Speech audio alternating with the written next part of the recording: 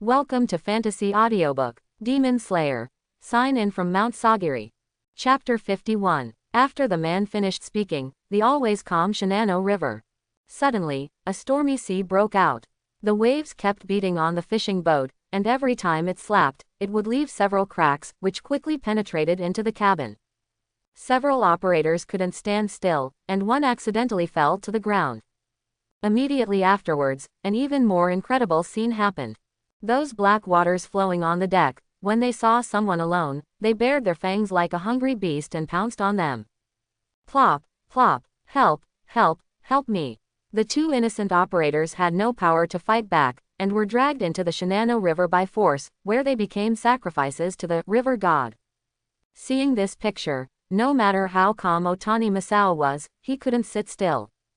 He watched the operators die, but he couldn't protect himself. In desperation, Dagu had to pin his last hope on one person. Mr. Beidou, no, Master Beidou. I implore you to help me.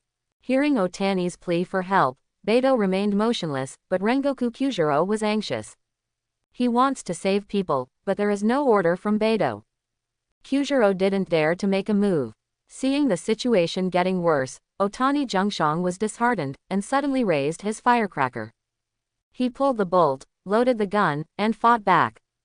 Bang bang. Following two gunshots, the flames rushed towards the man in the vortex, showing an indomitable momentum. Unfortunately, a wave turned over, and the two bullets disappeared.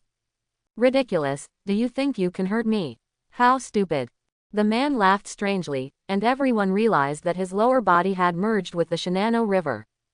This is his blood ghost technique, which can drive waves. Don't struggle anymore, just accept death obediently. Before the words were finished, the man was already heading towards the fishing boat with a menacing aura. 10 meters, 5 meters, 3 meters. So close. Dagu tremblingly held up the fire blunderbuss. What was reflected in his eyes were overwhelming black water waves. At this moment, his mind went blank. Little did they know that at this moment, Beidou, who had been silent for a long time, spoke lightly. Kyujiro, take a look. Under the puzzled gaze of Rengoku Kyujiro, a white sword flew out, and the vertical and horizontal sword energy shocked others. I saw the turbulent waves, at a certain moment, suddenly solidified. How is it possible? What happened? Why is the wave not moving? Is he? Everyone's heart stopped suddenly at this moment, and their breathing also stopped. Because they saw an unforgettable and unexplainable scene. Immediately afterwards, white light suddenly appeared. And a swordsman also appeared on the water splash in midair. Wow! The turbulent waves rose again, but the man above the waves had already been cut into two pieces. The lower body was torn apart and merged into the rolling river. And his upper body fell into the sea. He was still holding his breath, and at the same time, his eyes were full of horror. No, you are a ghost swordsman, are you Zu? That ogre would never have imagined that it would encounter such an existence as Beidou in such a remote place along the Shinano River. It is even more impossible to guess that he is still a rookie. Beidou didn't pay any attention to the ghost's exclamation. He stepped on the tide, looked down at the ghost from a high position, and still went his own way. Name, what do you mean? The ogre was stunned, and under the invisible pressure, he almost trembled and opened his mouth. Down, the second string Rokuro. Sure enough, the moment Beidou heard the name, a sneer appeared on Beidou's mouth. No wonder it can use the power of the wave, it turned out to be a string ghost. But for Beidou, besides Kibutsuji Muzan, other ghosts are not worth mentioning at all. So Rokuro's fate is obvious, there is only one dead word. Let me go, you can't kill me. In desperation, Rokuro actually moved out the name of Muzan. I'm 12 Kazuki, and I'm under that lord. If you dare to kill me, you will definitely offend him. After Rokuro finished speaking, Beidou suddenly fell silent. He thought his threat had worked, but unfortunately, it was only the beginning. Whizzing. There were two sounds of breaking through the air, and within a few breaths, two ropes shining with bright white light came suddenly. Soon, Rokuro's whole body was tightly locked. Make him unable to move. And the source of the white light rope came from Beidou's index finger and middle finger. Not bad. Beidou smiled, and with a thought, Bai Guang suddenly tensed up. This is one of Sesshomaru's moves, Called light whip, the length is not limited, it can be used for long-distance attacks. If the target is a human being, it can be easily torn apart. It's just a low-string ghost, and the fate can be imagined. Ah! The moment the light whip shrank, Rokuro's whole body was covered with cracks, and immediately after, he was torn into pieces of flesh and blood. He wanted to restore his body, but found that the speed of recovery, far from being able to keep up with destruction. In the end, it can only be turned into dust in the light whip. After Rokuro died, the tide subsided gradually, and Beidou also landed on the fishing boat. The dense fog in the sky cleared and the Shinano River was clear again. In the river, figures emerged one after another, and they were the operators whose whereabouts were unknown just now. It turned out that they were just fainted by choking. Asai and Shaosuke, that's great. You are all still alive. Dagu wept with joy, and quickly went into the water to catch them. But when everyone went ashore, the first thing they did was to sincerely apologize. Patter. On the fishing boat, everyone's eyes revealed deep gratitude and unspeakable shock and awe. Beidou, on the other hand, was wiping the mud off the Nichiren blades. There is too much filth in this world. The sword light is put into the sheath, and the rain is gone. In an instant, the tide receded quickly, leaving only blue waves rippling, and the Shinano River once again returned to its former tranquility. The salmon writhed happily, reflecting the bright moonlight. Seeing this picture, the old fisherman was speechless, only the 2 lines of tears in the corners of his eyes were full of emotions. This is the Shinano River. Thank you, my lord.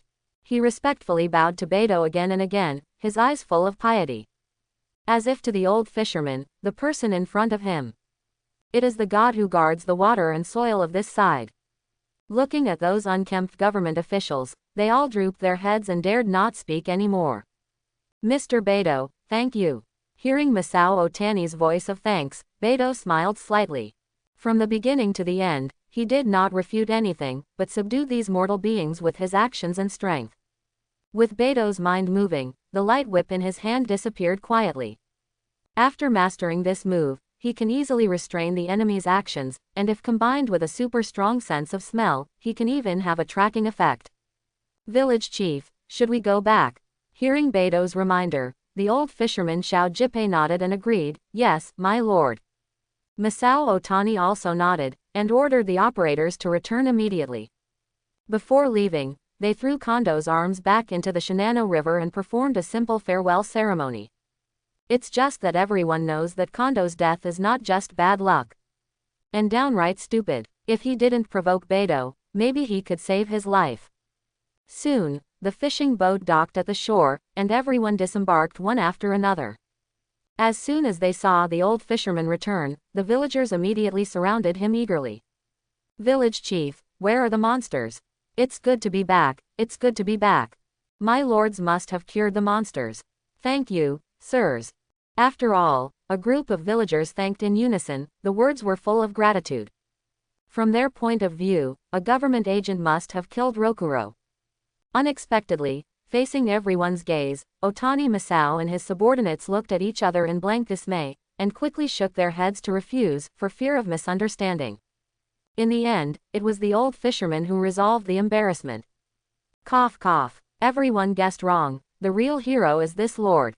Looking in the direction he pointed, it was Beidou. The moment they heard this, everyone was suspicious, and they couldn't believe this fact. It wasn't until Dagu and the operators came forward to testify that everyone let go of their prejudices.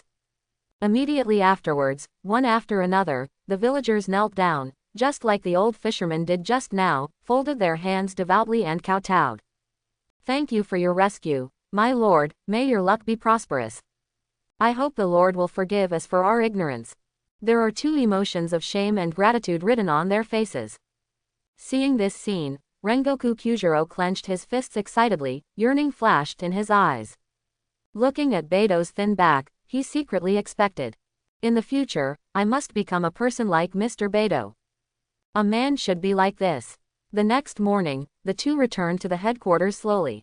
Along the way, Kyujiro kept silent, appreciating the look of Beidou beheading Rokuro with his heart. In the dark, he also caught a trace of sword intent. Let's go here. It was not until the door of the living room that Beidou stopped Kyujiro. Seeing the enlightenment in Kyujiro's eyes, he smiled lightly, with a gratified smile on his lips. As a descendant of the Rengoku clan, Kyujiro is not only a talented but humble character, he is indeed a good seedling. Now that Makijiro is old, it would be best for him to succeed Yenju. Thinking of this, Beidou couldn't help being persuasive. Kyujiro, what do you think of Makijiro-kun? My father. Kyujiro was stunned for a moment, and slowly replied, Father, as the current Yanzu, he is strict with himself internally, and enforces the law impartially externally, that is.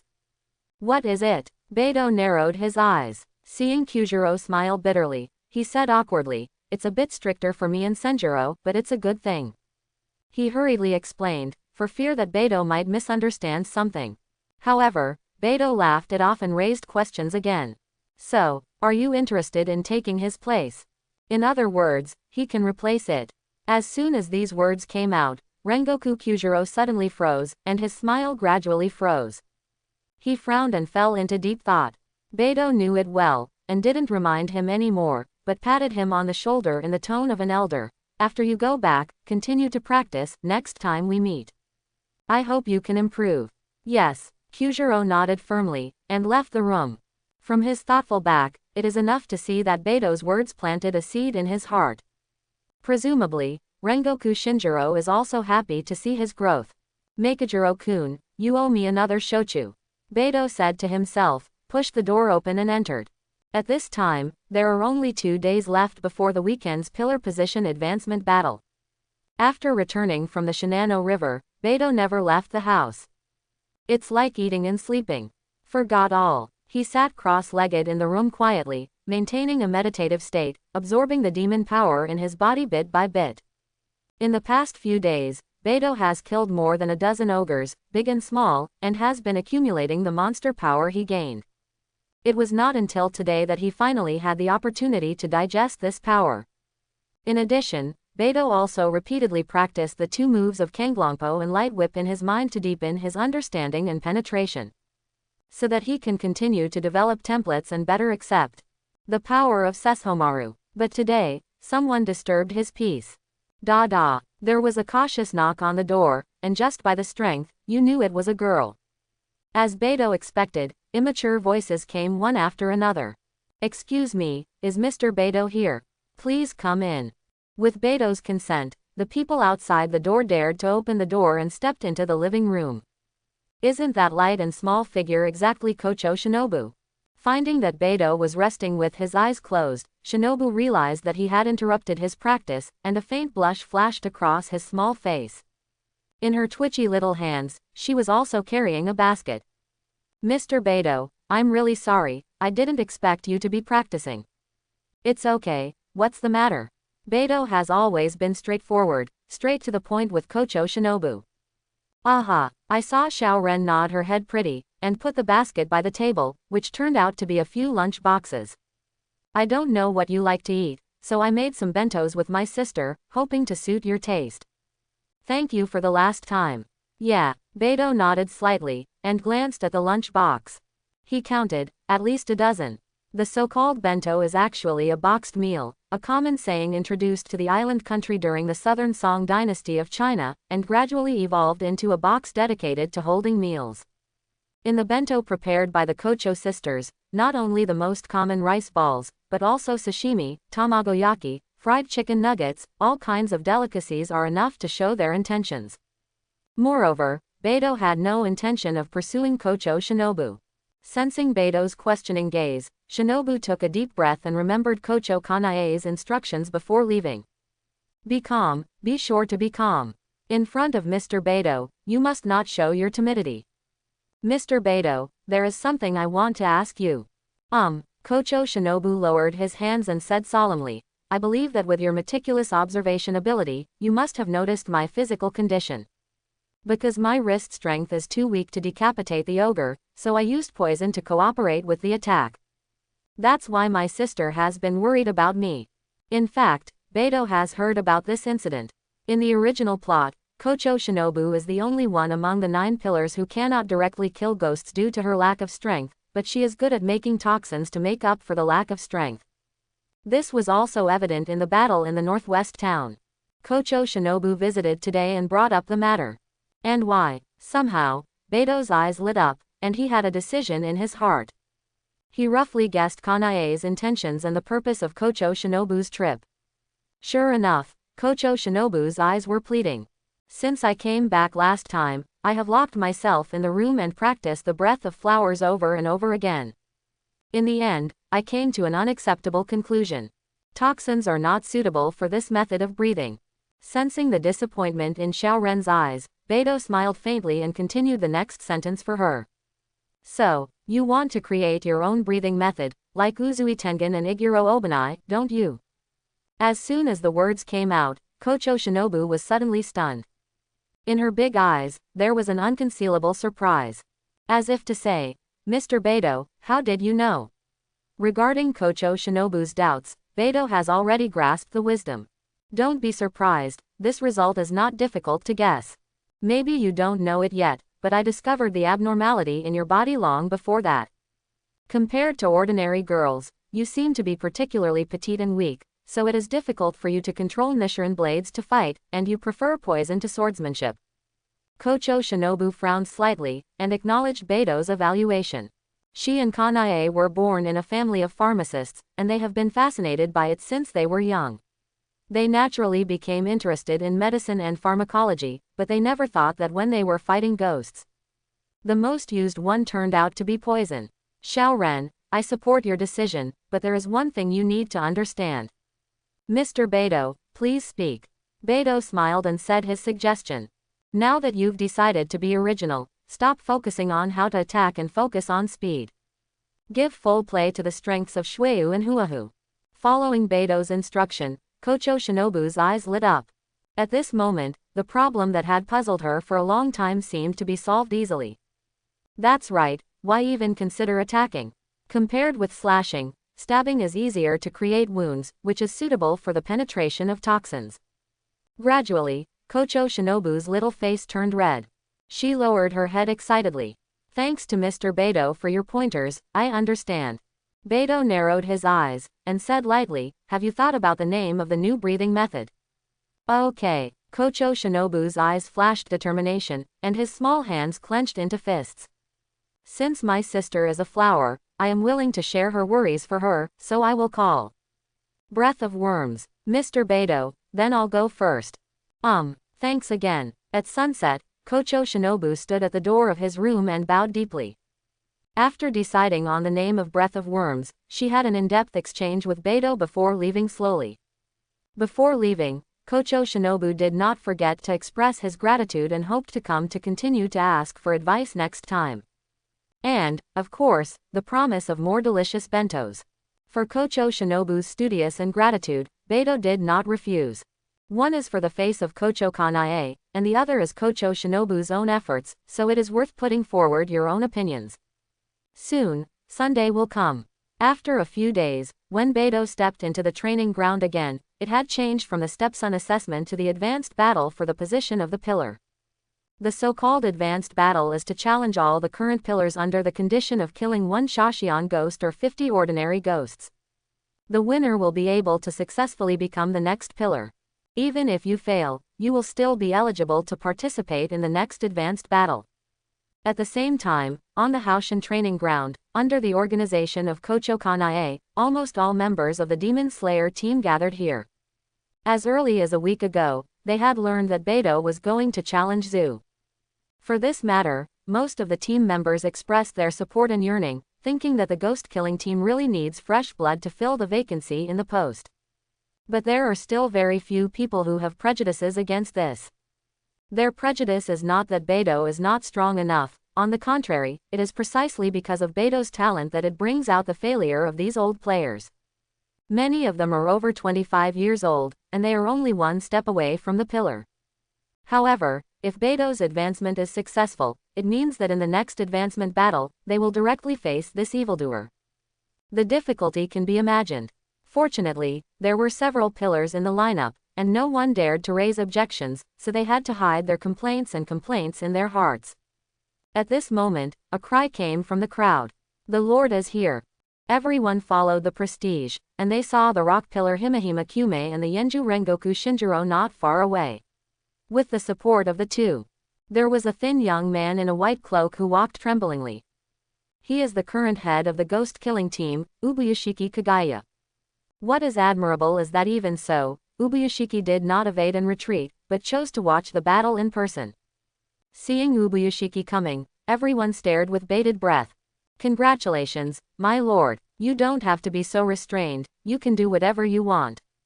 Ubuyashiki smiled lightly and boarded the training ground with the help of the two pillars. At this time, Beidou, dressed in a gray feather weaving, was already standing proudly at one end of the ring, with his right hand resting on the handle of Nichiren blades at his waist. He and Ubuyashiki looked at each other across the air, conveying some kind of emotion in the dark. Beidou knew in his heart that Ubuyashiki had already lost his sight due to the family curse. But judging from his performance just now, he was clearly aware of his existence. Sure enough, the Ubuyashiki family is not as simple as the face. This is Beidou, right? Sure enough, his reputation is well deserved. Ubuyashiki smiled lightly, and announced the start of the advanced battle under the gaze of everyone. I think everyone understands the purpose of calling everyone here today.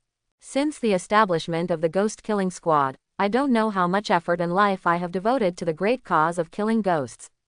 Zu, as the elite of the ghost slaying team, is even more obliged to do so on the way to killing ghosts. Having said that, Ubuyashiki suddenly changed the topic. The young swordsman in the arena right now not only performed amazingly in the Vine Attack Mountain, but also made great achievements after joining the team. He killed 2 string ghosts one after another, meeting the conditions to become a pillar. Therefore, in this advanced battle, if he can complete the challenge to all pillars, then he can directly obtain the position of the pillar and become the new pillar. I don't know if everyone has any opinions on this.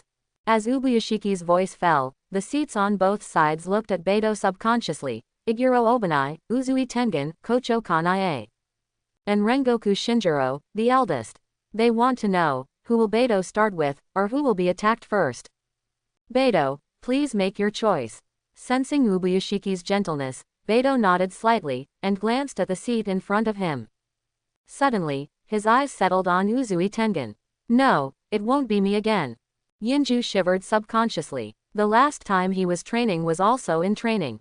The picture of his defeat is still vivid in his memory.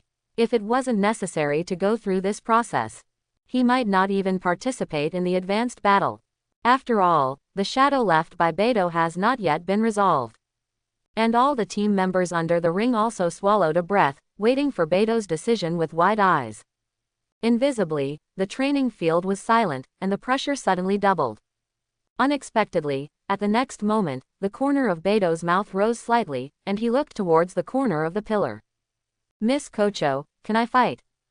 Suddenly being named, even though Kocho Kanae had been prepared, there was a glimmer of surprise in her beautiful eyes.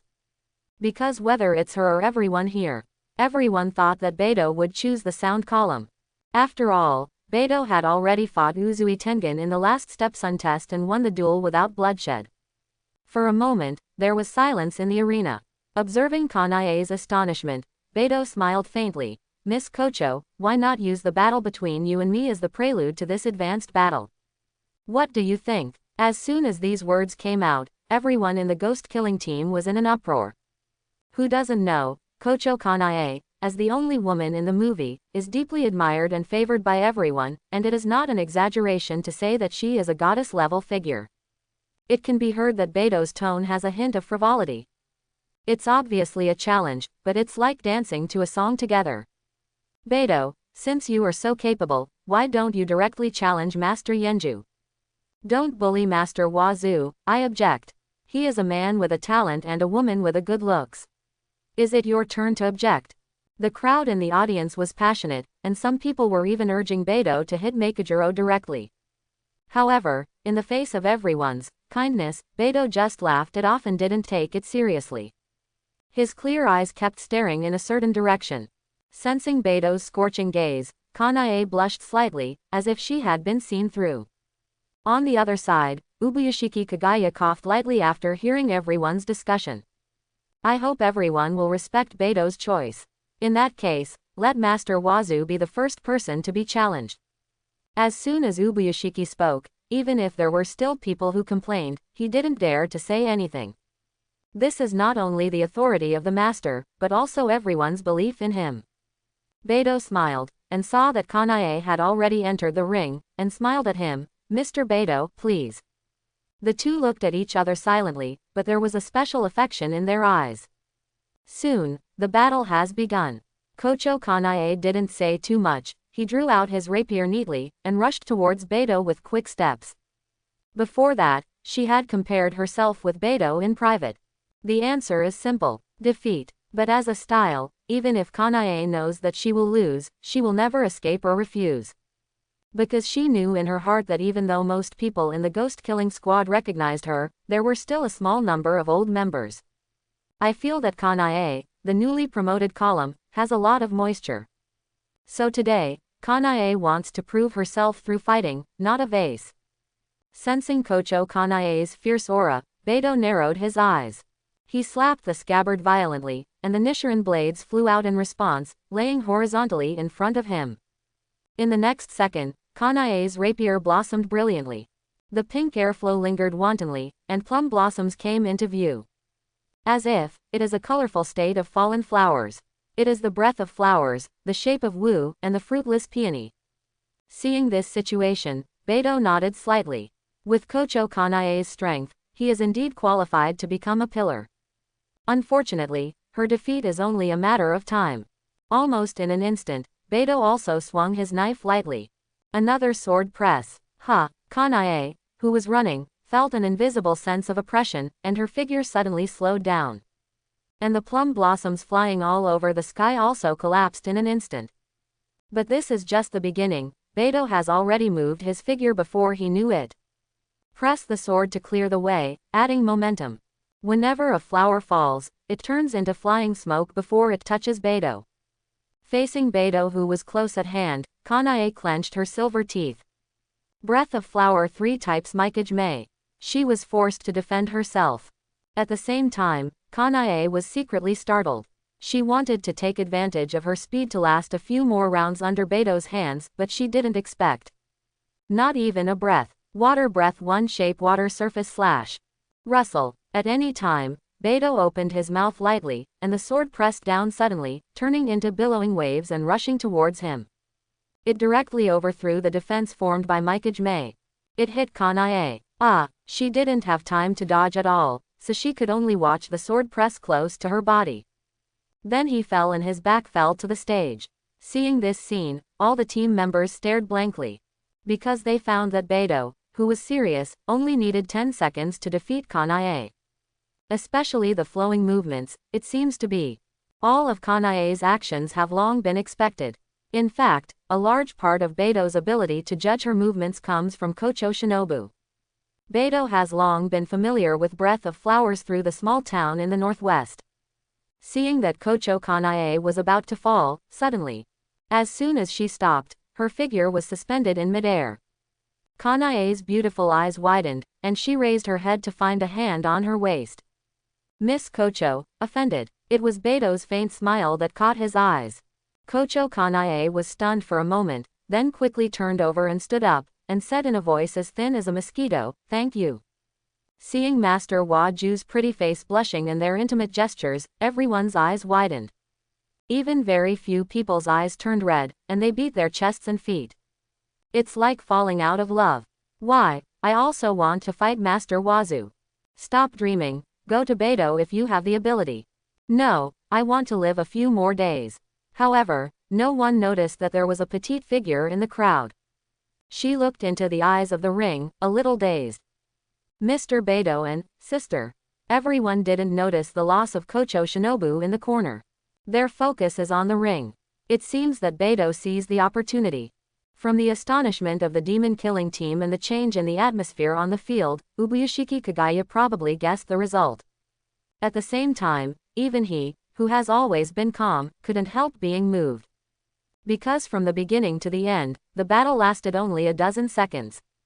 Even Kocho Kanae, who was on the losing side, was shocked for a long time before showing helplessness on her pretty face. Since she can be promoted as a pillar, she must have corresponding strength. Even to some extent, breaking the pattern of the existing columns, she entered this seat as a woman. Unfortunately, in front of Beidou, Kanae's self-confidence quietly disintegrated. Reminiscent of the frightening aura in the courtyard before, Kanae was convinced. Mr. Beidou, thank you. This thank you means that she has learned from the duel with Beidou. On the other hand, Beidou, who was still calm, smiled and nodded. Immediately afterwards, after Kanae took the seat, he looked at Ju's seat again, this time. Beidou's choice is no longer enough to be described as arrogant. It's completely nonsense. I hope that in the second match, Mr. Uzui and Mr. Ihei will fight together. Before the words fell, everyone present widened their eyes. Snake Zhu and Yin Zhu, whose names were named, were also taken aback. Looking at Ubuyashiki, who was still amiable just a second ago, his smile gradually froze. Mr. Beidou, if I heard correctly, you mean.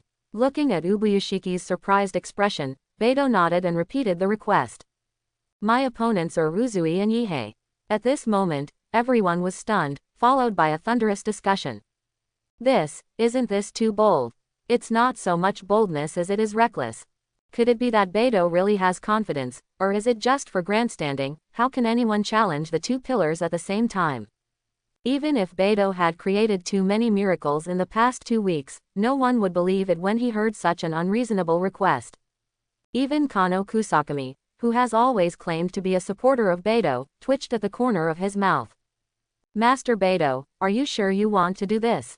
In the past, it was not that there were no amazing talents, and there were countless old players like Goto. However, no one has ever been confident enough to challenge the two pillars. It's not an exaggeration to say it's crazy.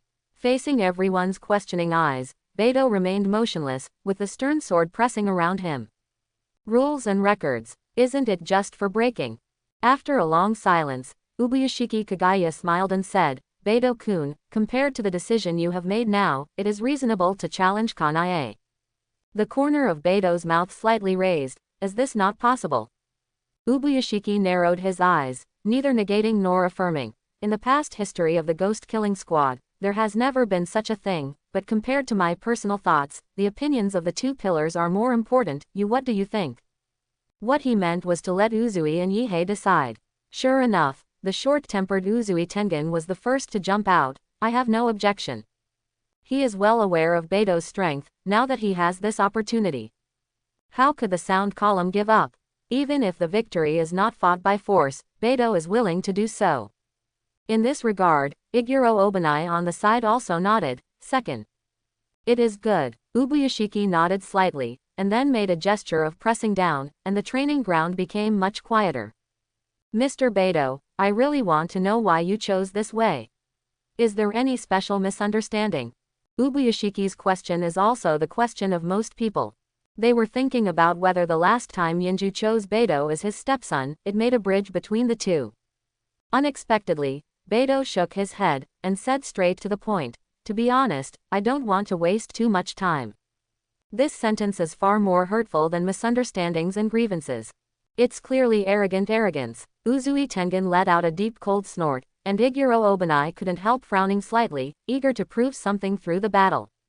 Ubuyashiki Kagaya smiled faintly. I see, then please.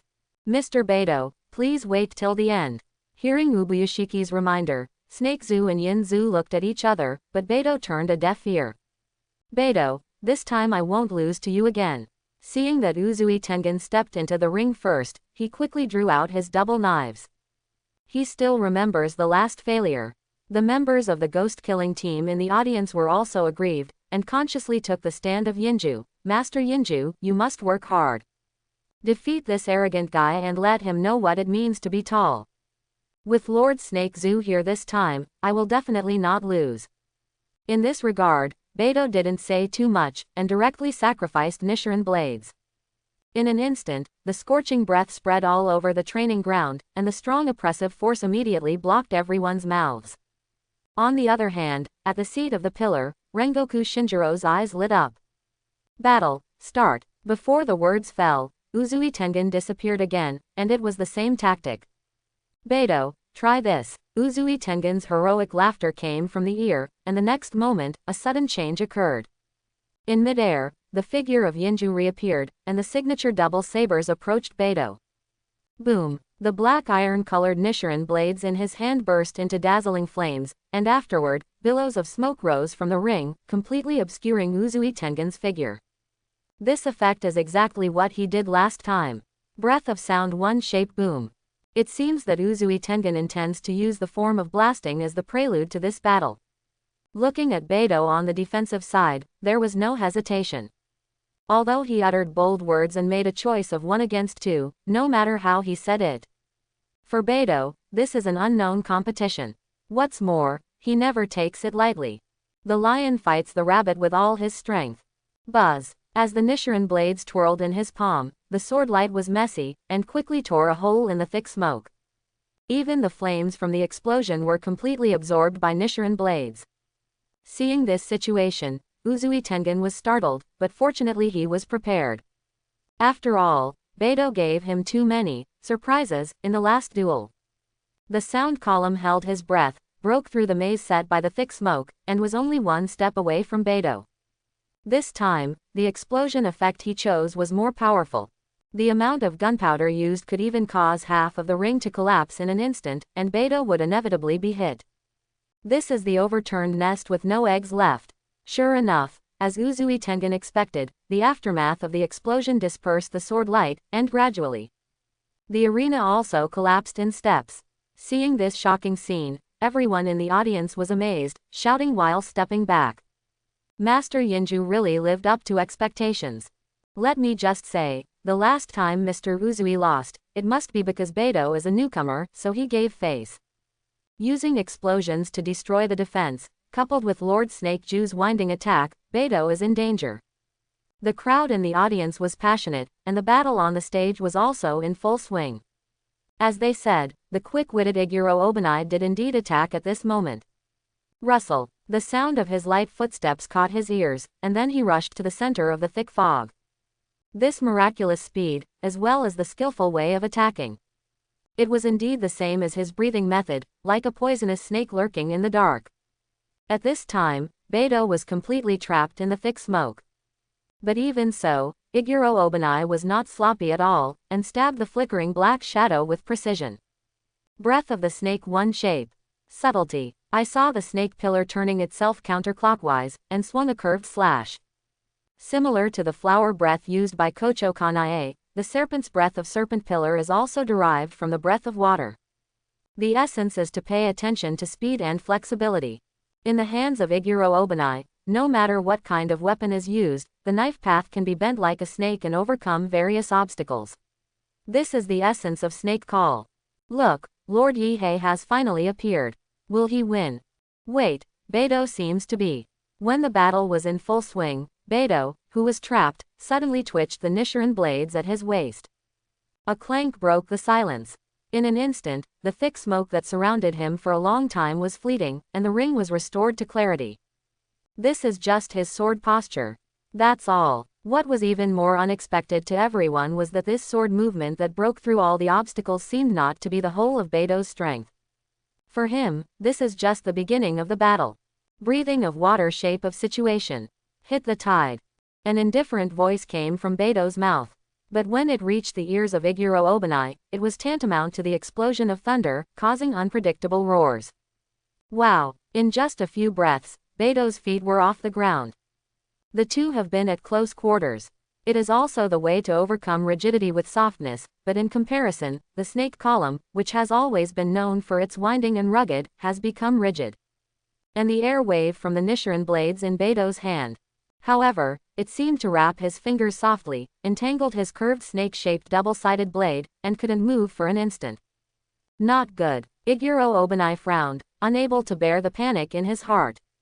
From a common-sense point of view, this kind of entanglement attack can cause very limited attack power. Even an animal like a python needs extremely powerful strength. Only then can the prey be locked up until bound to death. But Iguro Obanai didn't expect that in Beidou's water breath, there was an unfathomable force, which seemed to come from his tiger's mouth or other places. This power is called demon power. Tear. There was a breaking sound, and by the time Snake Zoo reacted, his clothes near the center of the airwave had been torn into rags, and he was in a state of embarrassment. Iguro Obanai's sensitive figure, under Beto's strong sense of oppression.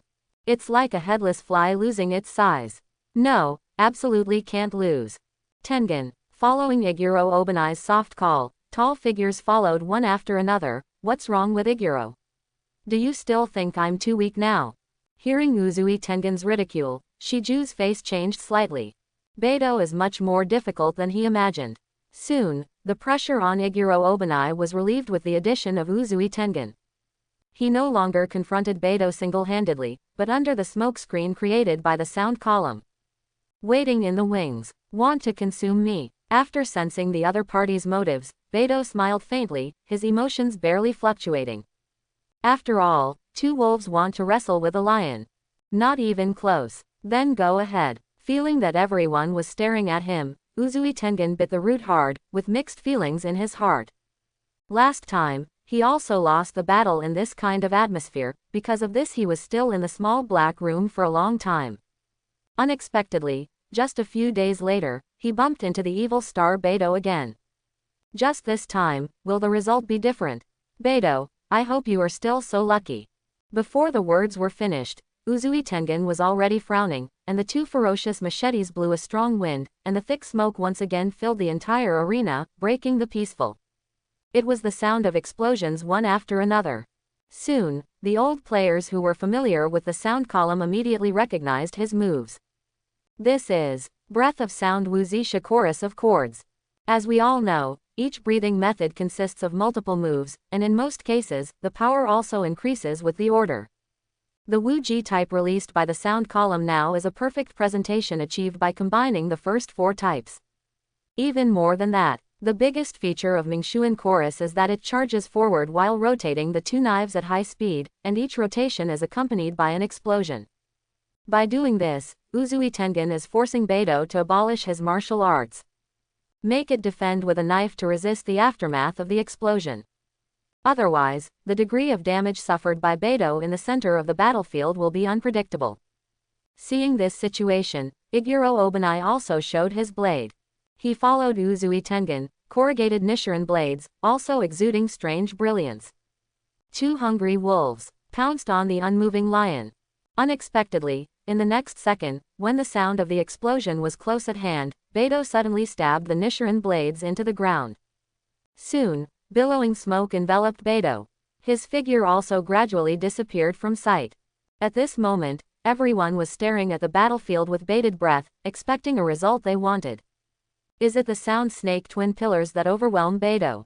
Or is Beto better? In the silence, the layers of thick smoke were dissipating, and a thin figure caught everyone's attention. Gray and white feathers, black and gold blades. And the indifference that has remained unchanged for thousands of years. It was Beto. The moment they saw him, all the people present changed their faces, and even Kocho Kanae's small mouth became O-shaped. Her pretty face was pale, and her eyes were full of disbelief. Because in the ring, the point of Beto's knife stopped on Uzui Tengen's neck, and his other hand. He even wrapped the snake column with a light whip, making it hang in the air. As for their Nichiren blades, they have all fallen to the ground, and they are no different from broken copper and iron. Looking at Uzui Tengen's dull gaze, the corners of Beto's mouth twitched slightly. Tengen-kun, I'm sorry. This time I won again. And Iguro Obanai, who was restrained by the light whip, only had a deep shock on his expression, and even forgot to struggle. Beto, you. Uzui Tengen blushed from holding back, but couldn't speak a word. Not only did he lose, but he lost completely. Because of Beto's composure, he felt that the blasting and explosives he was proud of were more ridiculous than setting off fireworks. People never looked at it from the beginning to the end. Crack, crack. When the training ground was completely silent, there was applause above the ring. Beto, your strength and realm have far exceeded my expectations, and you really gave me a big surprise. As the leader of the ghost-killing team, I'm really ashamed. Beto was noncommittal about Ubuyashiki's remorse. The advanced competition is like an exam. Ubuyashiki thought that Beto would give a perfect score, but he didn't expect. His knowledge has long been higher than that of the questioner. How can this be called Ubuyashiki Kagaya? Since this is the case, according to what my lord sees, is it necessary to continue this advanced battle? Rengoku Shinjiro made a timely opening to smooth things over for Ubuyashiki. Sure enough, Kagaya smiled wryly and shook his head. No need, Mr. Beto's strength is enough to take on the important task. I announce that Beto has successfully passed the advanced battle and officially became a member of the current pillar of the ghost-killing team. Before the words fell, everyone's eyes widened. It seems that until now, Beto has not accepted the fact that Beto is 1 against 2 and 1 completely. For them, this is not just an ordinary advanced battle. It seems that Beto is an alien, an existence that breaks cognition. I believe that it won't be long before the news of Beto's becoming the new pillar will spread throughout the ghost-killing team, and even the outsiders will be moved by the news. In response, Beto nodded slightly. But soon, a new problem appeared in front of everyone. What should Beto's title be? Do you want to inherit the line of Urokodaki Sakanji and become a water column? Or, Beto, it's up to you to name it. For a moment, countless pairs of eyes focused on Beto. His light had already overshadowed Ubuyashiki Kagaya, and became the focus of the Ghost Slayer team at the moment. Even those voices who used to be jealous and dissenting. It also disappeared in an instant, leaving only a strong sense of awe. The reason is that Beto easily defeated the Yinshi Shuangju with 1 enemy and 2, and became a veritable pillar.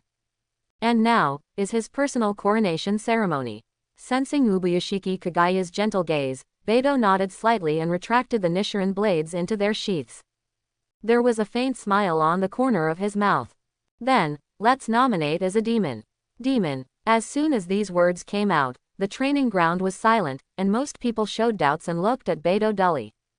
They really can't understand, well, why did Beto say such a word? In the island country with a small area, there are often legends of gods, demons and monsters. It was even more prosperous in the Heian period, and the mysterious post of Seimei Anbai and Onmyoji were born. For ordinary people, a demon means evil and the unknown. Therefore, it attracted a surprised and blank stare. On the other hand, when Ubuyashiki Kagaya heard the word, demon, he suddenly had a special feeling. That's right, for a person as talented as Mr. Beto, I'm afraid it's hard for him to reason with an ordinary heart, with such a monstrous cultivation speed. It's not an exaggeration to call it a demon. Ubuyashiki smiled slightly, understanding the meaning of the word from his own perspective. But he doesn't know that the demon in Beto's mouth is not a reference or an adjective, but a real big monster. The son of Fighting Tooth King, Sesshomaru. Since that's the case, from today Beto is the new pillar of the ghost-killing squad, Yaoju. As Ubuyashiki Kagaya made the announcement, the noise cleared away. Beto is the only rising star here. Under the arena, a pair of eyes stared blankly at the figure. With 2 small hands clenched together, they couldn't help making a soft cry. Mr. Beto. It didn't take long for the news that Beto became the new boss, and soon spread throughout the Ghost Slayer squad. Even those team members who were on missions outside received instructions from the Crow. Even some retired celebrities were shocked by this. Master, what's wrong with you? In the peach grove full of vitality, an old man in khaki kimono was teaching the young man how to hold a sword with his own hands. Unexpectedly, after listening to the Crow's report, he staggered suddenly. He almost didn't hold the wooden knife in his hand. This weird move made the young man frown, feeling incredible. In the impression of the youth, although the old man has a disability, he has never been flattered or humiliated. What happened to disturb him? Cough, cough, cough. The old man coughed twice. Surprise flashed across his face. It's the news from the ghost-killing squad. They have selected a new pillar. Ghost-killing squad. When the name was mentioned, the young man's eyes lit up, but there was no piety and fanaticism in his eyes. Instead, it was mixed with something else. Master, since you retired, more than half of Ju's seat has been vacant. Even if someone fills it, isn't it normal? That's true, but this candidate to become Zu. I never thought of it. The old man frowned slightly, and seemed to feel that the wording was wrong. I can't say that, it's because the speed of becoming a pillar exceeded my expectations. As he spoke, Kawajima Jigoro shook his head with a wry smile. When he learned that there was fresh blood in the pillar position, he was very happy, but when he heard that it was Beto, immediately I couldn't sit still. Because it has only been less than 2 weeks since the Beidou ghost slaying team ended. It's no exaggeration to call her a monster in 2 weeks. Okay, let's continue to practice. Kaigaku. Hearing Kawajima Jigero's words, the young man lost his mind for a moment and then nodded. After careful observation, there was a hint of jealousy in his eyes. On the other side, the home of the Rengoku clan. I am back. After a busy day, Rengoku Shinjiro pushed open the door of his house and was about to go back to the house to sit down and eat. Unexpectedly, before he took 2 steps, he heard the sound of waving heavy objects through the air. According to the reputation, there was actually a person practicing sword in the courtyard. It was his eldest son, Rengoku Kyujiro. Kyujiro, it's already so late, come and eat. No mother, I want to practice for a while. Rengoku Ruhuo was standing outside the house. Just as he was about to greet Kyujiro, he felt someone pat him on the shoulder. She was slightly taken aback, and found out that it was her husband Makijiro. Ruho smiled helplessly, pointing to the sweaty Kyujiro, this child. Just let him practice. Makijiro smiled faintly, as if he guessed the reason why Kyujiro worked so hard.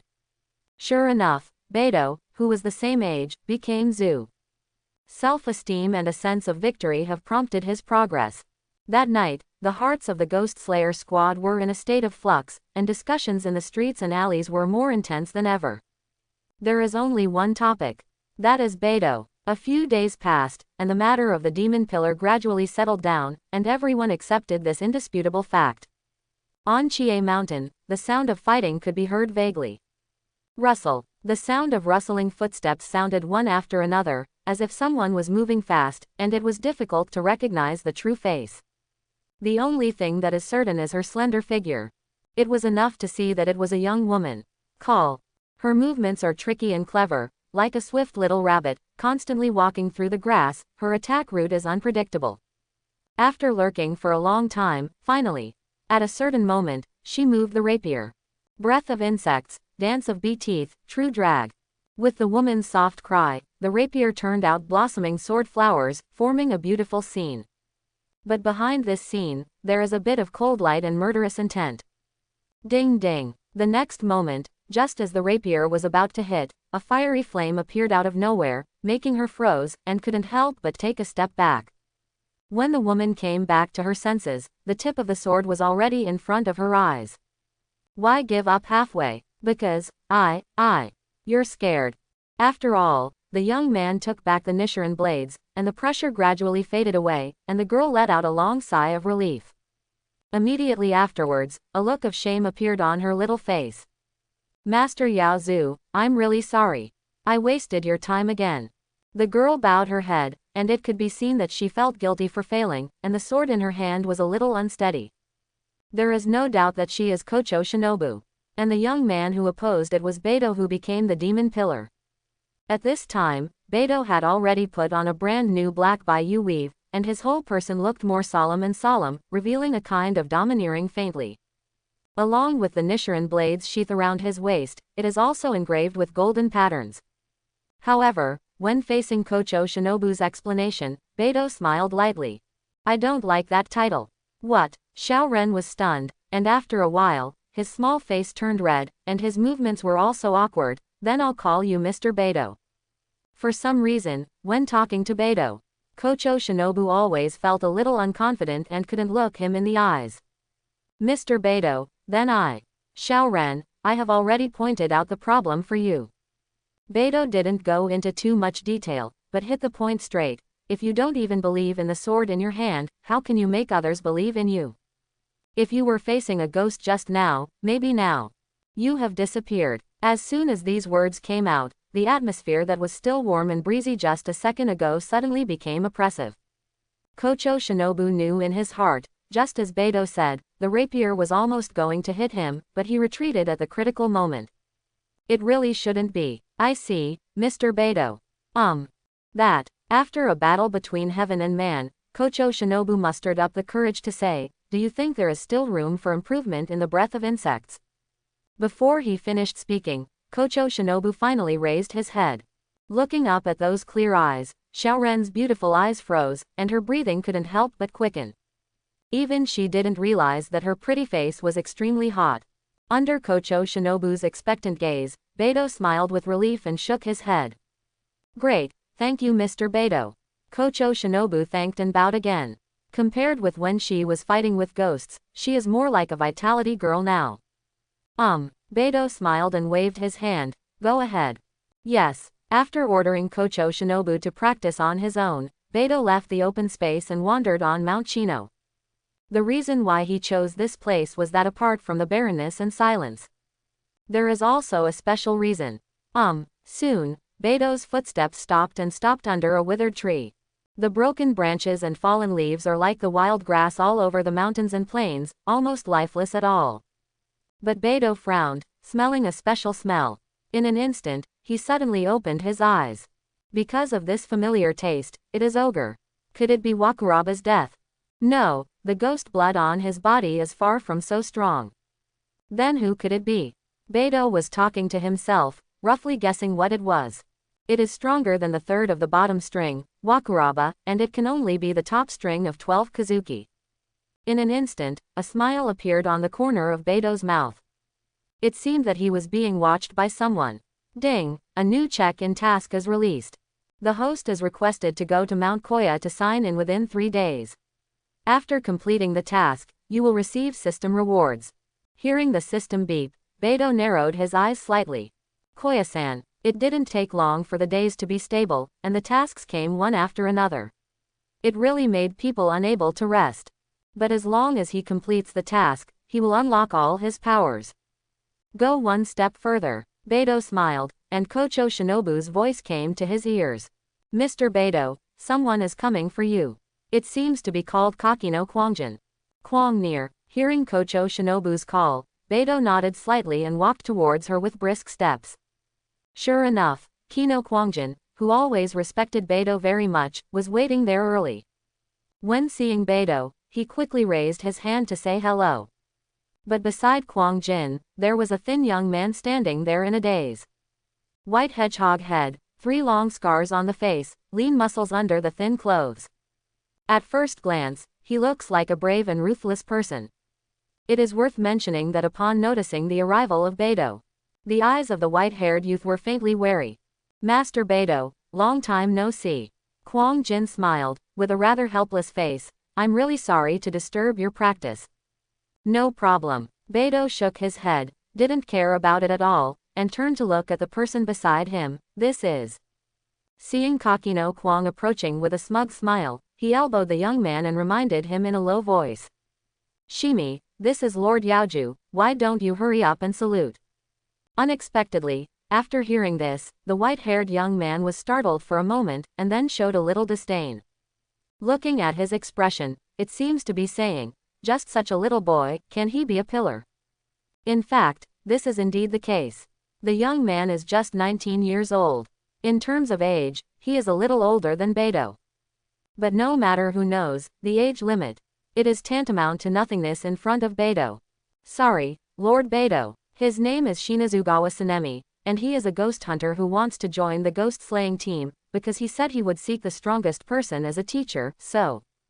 Seeing Kakino Kwangjin's hesitation, Beidou smiled faintly. The strongest man, so you found me. Similarly, the name Beidou is all too familiar, and Shinazugawa Sanemi is the later wind pillar.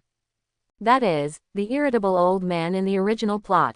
Kwang Jin, is this the pillar you mentioned?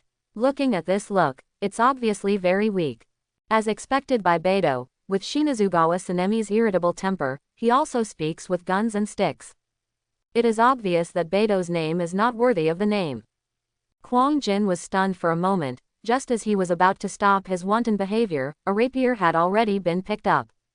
Watch your words. The person holding the sword was Kocho Shinobu, who frowned slightly. Obviously, hearing Shimi's contempt for Beidou, she couldn't help but want to teach this newborn calf a lesson. Sensing the hostility from Kocho Shinobu, Shinazugawa Sanemi stared blankly. But in the next second, he changed his tone again. Woman, are you also a member of the ghost-killing squad? You. Kocho Shinobu's pretty face turned cold, wishing to leave a few holes in his body so that Shinazugawa Sanemi could have a long memory. But considering the relationship between Kakino Kwangjin and Beidou, she had no choice but to give up. Seeing this scene, Kwangjin on the side was already frightened. Because in his perception, those who dared to provoke Beidou all ended in a miserable end. What's more, Shinazugawa Sanemi also provoked Kocho Shinobu. It is equivalent to offending the style Kocho Kanae. Thinking of this, Kwangjin hurriedly bowed and apologized. His attitude was extremely sincere. I'm really sorry, Master Beidou, I didn't think carefully and didn't teach him the proper etiquette in advance. I beg your lord to have a lot, just spare him this time. Faced with Kwangjin's apology, Beidou remained silent. Because he wanted to see Shinazugawa Sanemi's performance. Hey, Kwangjin, why are you apologizing to him? Shiemi grabbed Kwangjin's shoulder, and said plausibly, even if I made a mistake, you don't need to be punished for me, go to the other side. Kwangjin couldn't hold back his temper, making him uncomfortable inside and out. In the next second, Shinazugawa Sanemi's eyes fell on Beidou. Are you the demon pillar they say? Could it be that if I defeat you, I can also become what kind of pillar? Shinya is obviously fearless and provokes Beidou as soon as he comes up. Regarding this, Beidou smiled noncommittally, and said lightly, so, are you going to challenge me? So what, you dare not, Shimi snorted coldly, and was not intimidated by the name at all. After all, he didn't even know the most basic concepts. Right now, he just wants to find the strongest person to be his teacher. Learn the art of killing ghosts. Very good. Beidou nodded slightly, and turned to look at Kwangjin who was sweating profusely. Kwangjin, give him your sword. What? Kwangjin stared blankly, but since Beidou had already spoken, how could he have the slightest thought of defying him? I had to obediently hand over the Nichiren blades to Shia. As soon as Shinazugawa Sanemi held the handle of the knife, a smile filled his face, and he tried to swing it. Yes, much better than my rags. Little boy, are you going to fight me? Hearing these words, Beidou nodded. For someone like Shinazugawa Sanemi, preaching is useless, he must be made to feel pain and despair. He will recognize and respect you from the bottom of his heart. The next second, with Beidou beckoning lightly, a strange circle appeared under his feet out of thin air, and the range could only accommodate him alone. Shinazugawa Sanemi frowned, and Beidou's voice came from beside her ear. I'll give you a minute, if you can hurt me. I can consider your request. As soon as this remark came out, Kocho Shinobu and Katsuno Kuma looked at each other in dismay, because they knew that behind Beidou's self-confidence was absolute strength. This stupefied young man, I'm afraid it's more ominous than good. On the other hand, Shinazugawa Sanemi couldn't help but shine. Okay, don't cheat. Soon, the two stood in corresponding positions. The difference is that Beidou can only move in the circle, but Shinazugawa Sanemi has no restrictions and still holds a killer in his hand. Compared with the two, Shimi undoubtedly has an absolute advantage. Little boy, watch it.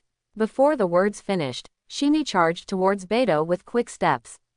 His speed is getting faster and faster, coupled with that gray hair.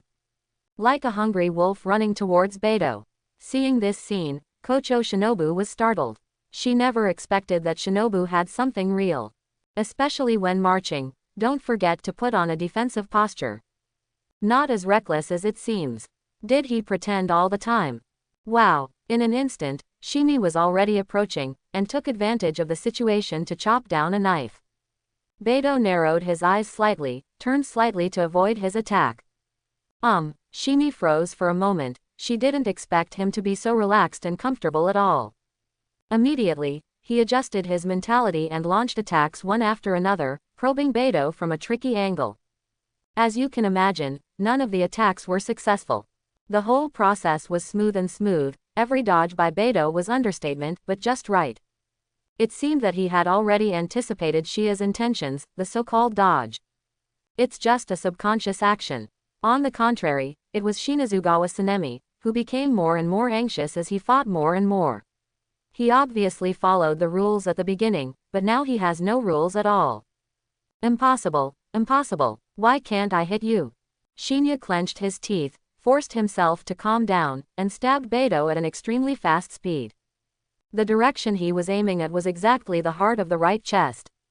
If this blow hits, even if Beidou has great abilities, he will either die or be injured. In an instant, the atmosphere was tense to the extreme. Mr. Beidou, be careful. Master Beidou. Kocho Shinobu and Kakino Masaki spoke in unison, trying to stop Shinazugawa Sanemi, but a shocking scene happened. A soft snap broke the silence. Looking at Beidou's heart, the Nichiren blades were suspended in the air, only a few centimeters away from him. And on the tip of the sword are two powerful fingers. Beidou pinched Shinazugawa Sanemi's offense with his fingers. How is this possible? Stop Nichiren blades with your fingers. Kocho Shinobu and Kakino Kurasaki's eyes widened in disbelief. Because they have never seen anyone dare to pick up a sword with bare hands. Clang! I lost. Minaya let out a long sigh, and threw away the Nichiren blades in his hand. Where is the arrogance just now? Especially his eyebrows were full of astonishment and shame. Shia, are you feeling better now? What? Hearing these words, Shinazugawa Sanemi froze suddenly. He looked at Beidou dully, but found a sympathy in those clear eyes. Although I don't know what happened, I can feel that there is no hostility on your body. There is only deep self-blame and regret, otherwise. Beidou smiled faintly, and looked directly at Shia, who was at a loss. In the end, the truth of the battle was revealed. You will not stop attacking at the last moment. Before the words fell, Kocho Shinobu and Kano Masaki were startled at the same time, and looked at Shino with doubtful eyes. In other words, it was Shinya who voluntarily gave up the attack.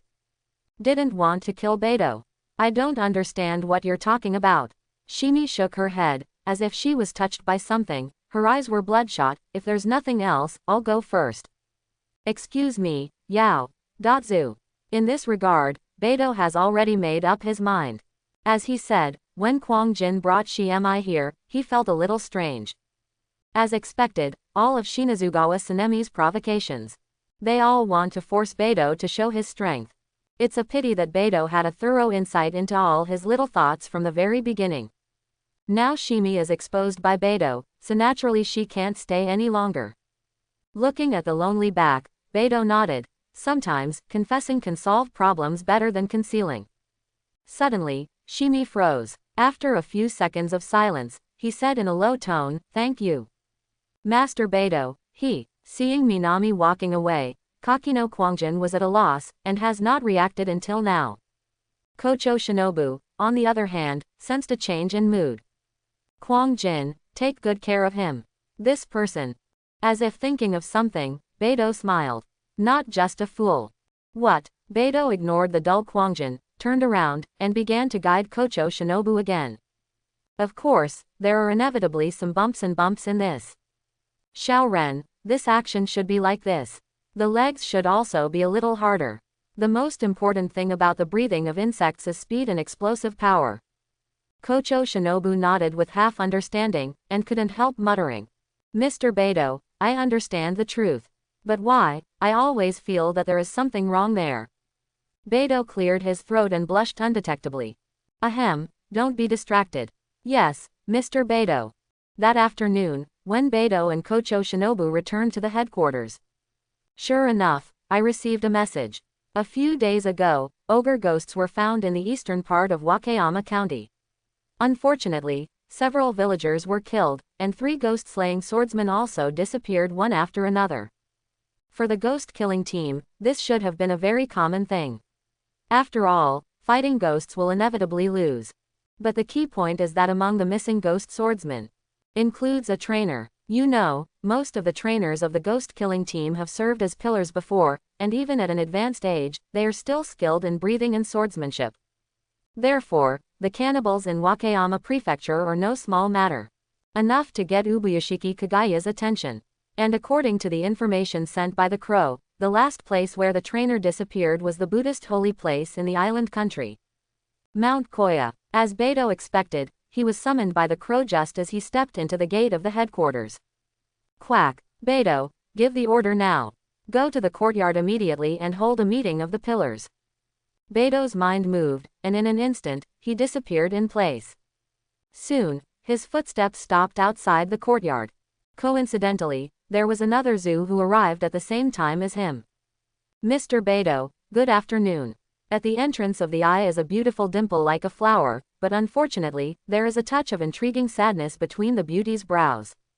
That slender figure is impressively styled Kocho Kanae. She seemed to have something on her mind. For Shinobu, please trouble Beidou-kun. Beidou nodded slightly, without saying too much. Let's go, everyone is still waiting for us. Then, I will thank you another day. Kanae nodded and followed behind Beidou.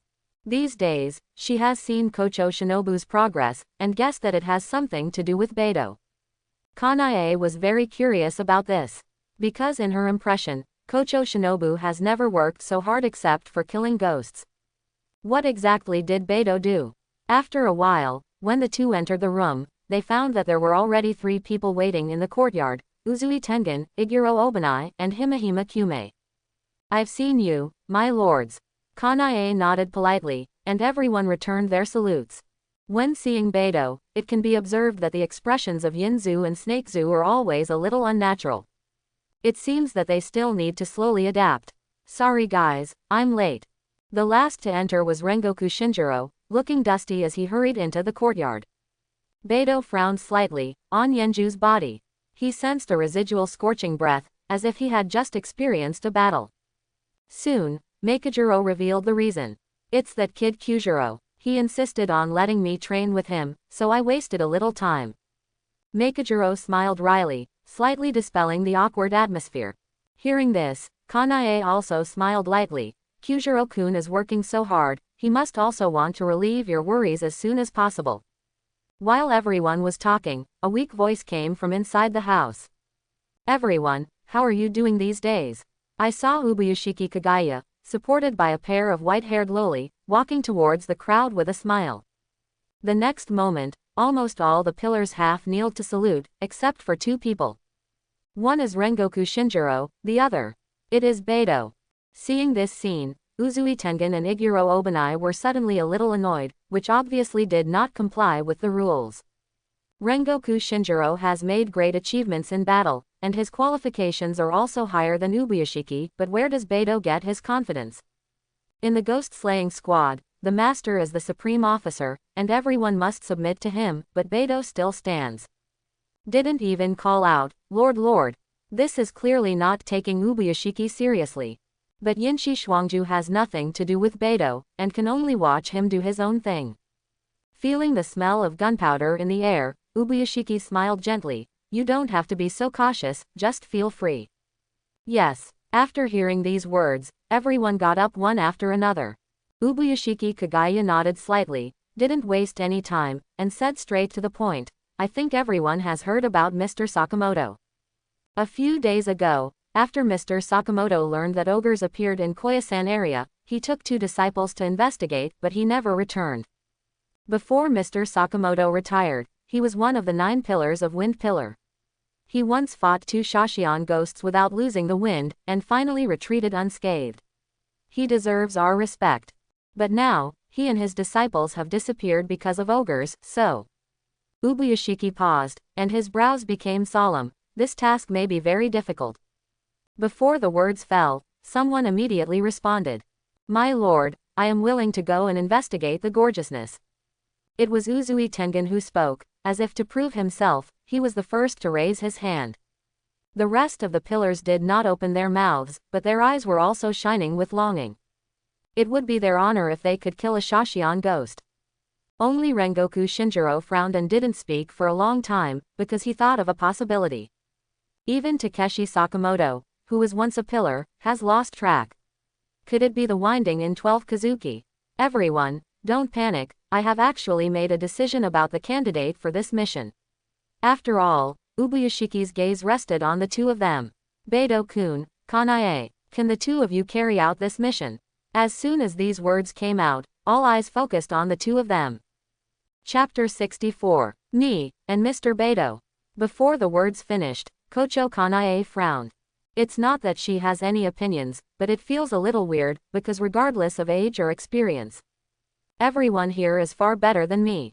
Not to mention Beidou, who is known as a monstrous existence. Sure enough, discordant voices came from among the pillars. My lord, in my opinion, this is a bit inappropriate. Iguro Obanai squinted his eyes slightly, and looked at Beidou from time to time.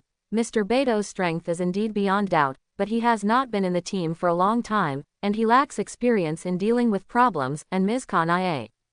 He didn't continue talking, but everyone knew the general meaning. That is to let two newcomers perform tasks of this level. It is indeed lack of consideration. My lord, please take it back. Hearing this, Uzui Tengen nodded, but Yanzu and Yanzu remained silent. They wanted to hear Beto's opinion. Regarding Snake Ju's suggestion, for a while, Kanae also lowered her head with a blushing face, a little lacking in confidence. At this moment, Beto smiled faintly, and said, Mr. Yihei, may I ask? In your opinion, what does it mean to be experienced? A cold light flashed in Beto's eyes, and the imperceptible pressure of the sword made Iguro Obanai stagnate. In the Battle of Mount Akano, the third part of the last string, Wakuraba, was defeated. The Battle of the Shinano River, the second part, Rokuro's death. Isn't the death of the two ghosts not meeting your requirements? Beto smiled coldly, and an unbelievable oppressive force suddenly descended, aiming at the snake pillar. For a moment, the courtyard fell into silence, and Iguro Obanai's forehead was already covered with beads of sweat. Indeed, in front of Beto, who beheaded two Shashion ghosts one after another. No matter what he said, he had no right to speak. Seeing that Snake Zu didn't speak again, Ubuyashiki also smoothed things over at the right time. If everyone has no objection, then let's go to carry out the task separately. Yes. Everyone nodded in unison and quickly disappeared from sight. Only one person remained in the courtyard, and that worried look was none other than Kocho Kanae. She frowned slightly, looking at Ubuyashiki's back suspiciously. He shook his head helplessly. A few minutes later, the two gathered at the gate of the headquarters, and Kanae changed into a light suit at this time. Obviously the uniform style of the Ghost Slayer squad is dull, but when she wears it, she looks tall and outstanding. Mr. Beto, are you ready? Kanae glanced at Beto secretly, and found that he had almost no luggage except a sword, so she couldn't help being a little puzzled. Could it be that he also traveled lightly in the previous missions? What's wrong? Hearing Beto's indifferent voice, Kanae quickly shook her head, and subconsciously weighed the package in her hand. Judging from the leaked corner, it appears to be several lunch boxes. Instead, she talked to herself in a soft voice. It's okay. These are enough for Mr. Beto and I. Do these two sisters love to study and cook so much? Hearing her whispering, Beto frowned, and walked out of the Ghost Slayer squad first, followed by Kanae. In order to reach Mount Koya faster, the two chose to travel by water. Not long after, they stopped by the river and were looking for the boatman carrying passengers. Mr. Beto, there is a ship that happens to be empty there, let's go ask. Looking in the direction Kanae pointed, there was indeed a fishing boat floating there alone on the empty lake. But what do you think? It's all weird. The next second, Beto frowned suddenly, and smelled a familiar smell from the air. Wisteria fragrance. He couldn't help but glanced at Kanae, and after confirming that it wasn't her, he turned his attention to the ship again, and roughly guessed what it was. Soon, when the two set foot on the fishing boat, a fisherman wearing a bamboo hat hurried over. Fisherman, how much is it to go to Wakayama County? Hearing Kanae's question, the fisherman thought for a moment and raised two green fingers. 2 big bucks. Kanae was a little surprised, because in the Taisho era, 2 big coins were enough to buy several cattle and sheep, and the price was too expensive. Seeing Kanae's expression, the fisherman shook his head. Another finger was raised. A big buck. Seeing this picture, Beto, who was resting with his eyes closed, sighed. He opened his eyes slightly, and said lightly, Xiao Ren, before pretending next time, remember to inquire about the market of the boat. Mr. Beto saw through it. The next second, the fisherman angrily took off his bamboo hat, revealing a face somewhat similar to Kanae's. He was looking at the two of them with a hippie smile. Xiao Ren. Kanae was stunned, and then realized that she had been deceived. Why are you here? You are not at the headquarters. Sister, I'm really bored. Kocho Shinobu curled his lips, and held Kanae's hand flatteringly. Just let me go with you, I promise not to make trouble for you. But, have you two talked enough? If you have nothing to do, hurry up. Hearing Beto's voice, Kocho Shinobu was overjoyed and gave him a grateful look. Thank you, Mr. Beto. You child. Kanae felt annoyed, but since Beto said that, she couldn't say anything more. Can only let Xiaoren hold the oar. Along the way, the three of them talked and laughed, and they arrived in Wakayama County at nightfall, and were about to find the missing Takeshi Sakamoto. Koyasan, the main mountain of the Shingon sect of Tantric Buddhism in the island country. On the top of the mountain surrounded by peaks, there is the head temple of Shingon esoteric Buddhism, Jingongfeng Temple, which has always been a holy place for Buddhists to worship. However, recently, due to the presence of ogres, Koyasan was inevitably tainted with blood. In the silent bamboo forest, several figures were hurrying through. The three of them wore the same bamboo hat, which covered most of their faces, and it could be roughly seen that they were one man and two women. Mr. Beidou, here. When walking under a certain tree, the tall woman stopped, and a look of surprise flashed in her eyes. She bent down slowly, scooped up a little soil with something like a spoon, sniffed it with her nose for a while, and couldn't help frowning slightly. It smells like dried blood. Before Kocho Kanae could speak, Beidou had already given the answer. As early as when he entered the mountain, he could smell something strange in the air, but he never pointed it out. Unexpectedly, as one goes deeper, the smell of blood becomes stronger and stronger. This blood smell is different from the stench in the slaughterhouse. It is still the smell of blood, but after smelling it, it makes people feel dizzy. Beidou's mind was moved, and without knowing it, he used demon power to disperse the rushing blood, making the two women gradually wake up.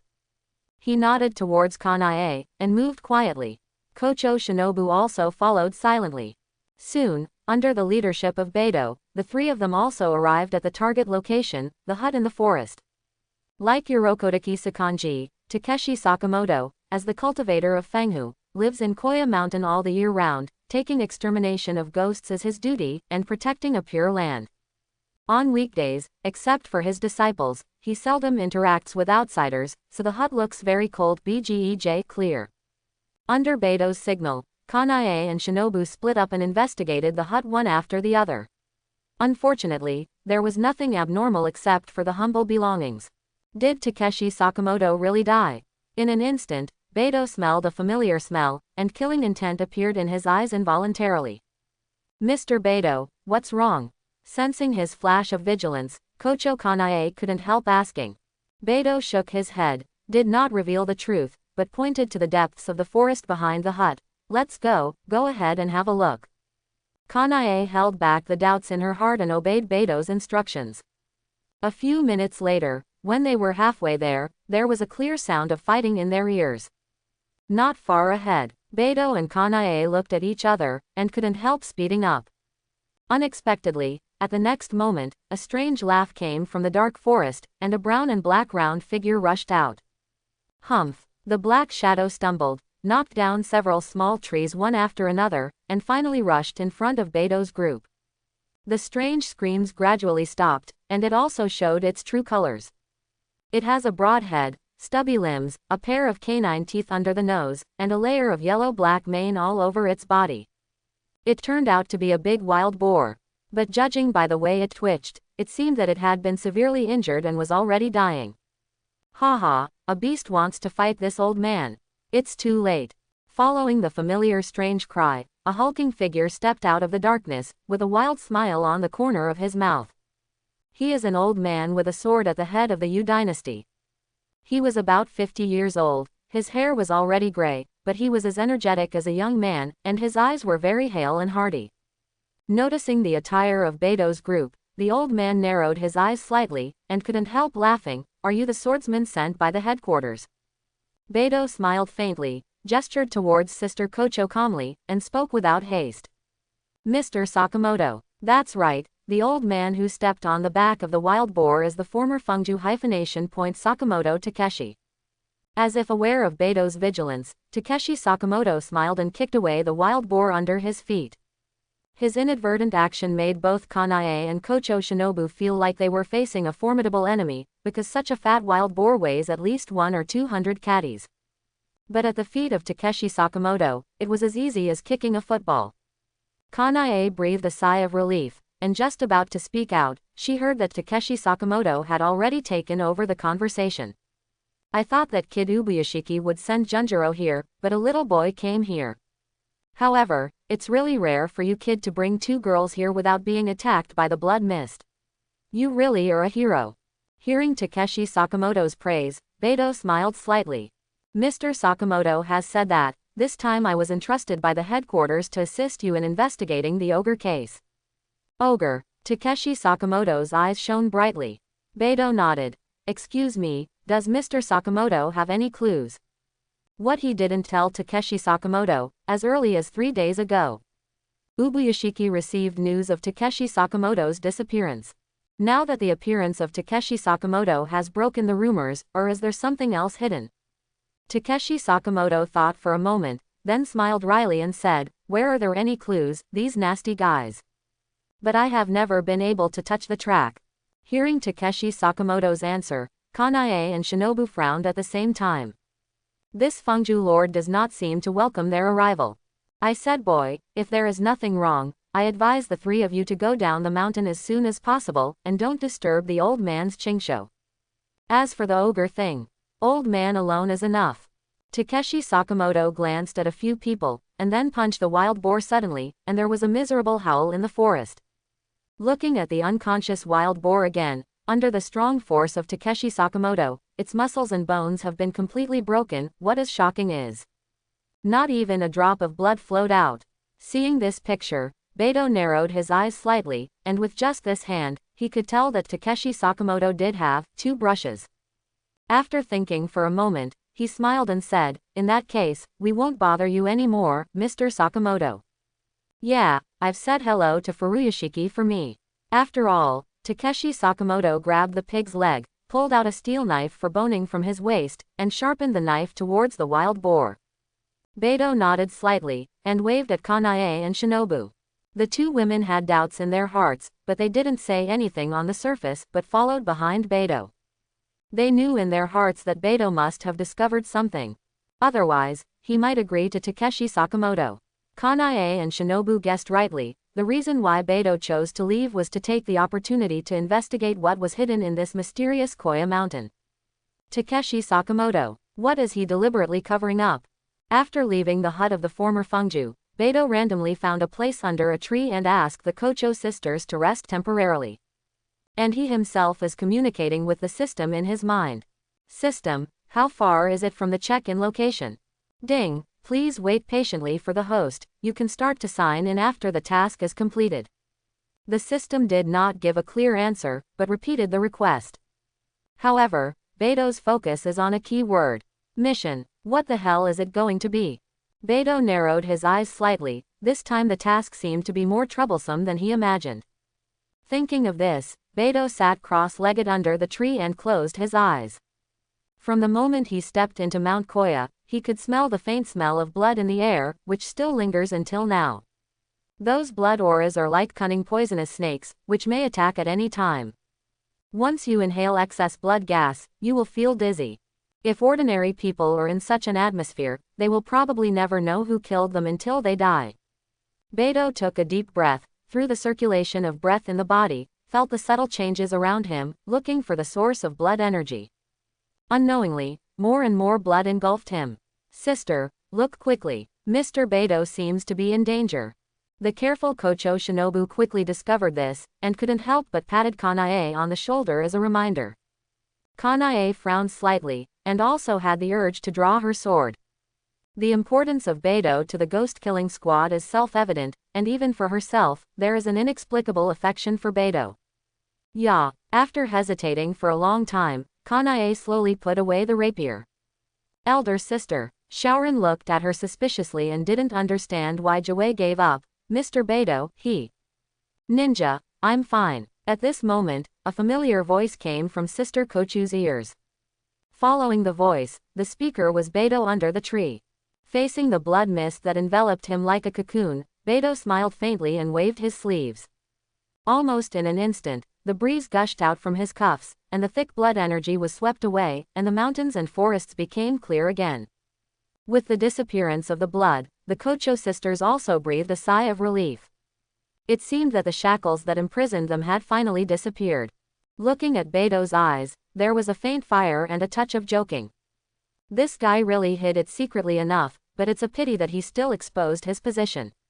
Hearing Beto's chuckle, Kocho Shinobu's eyes lit up. Mr. Beto, have you found that ogre yet?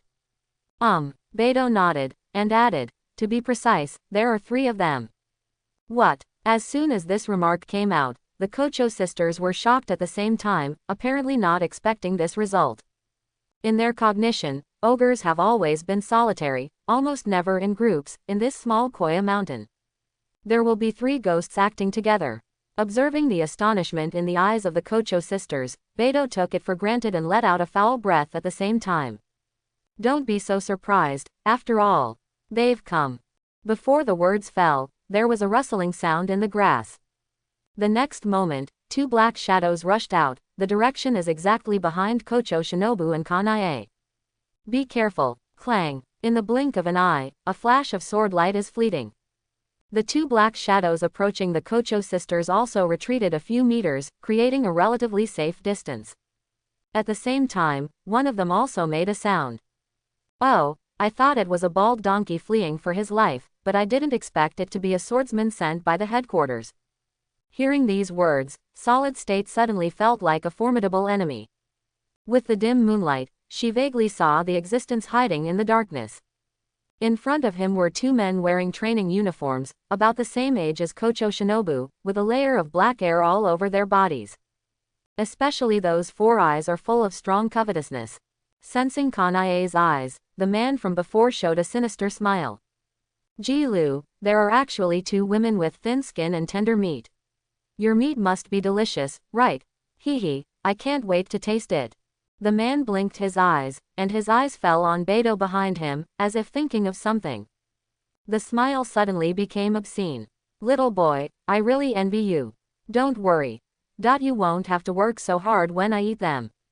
What? Too scared to speak. The man beside him was also licking his chapped lips, already ready to move. Suwon, stop talking nonsense with them, I'm so hungry.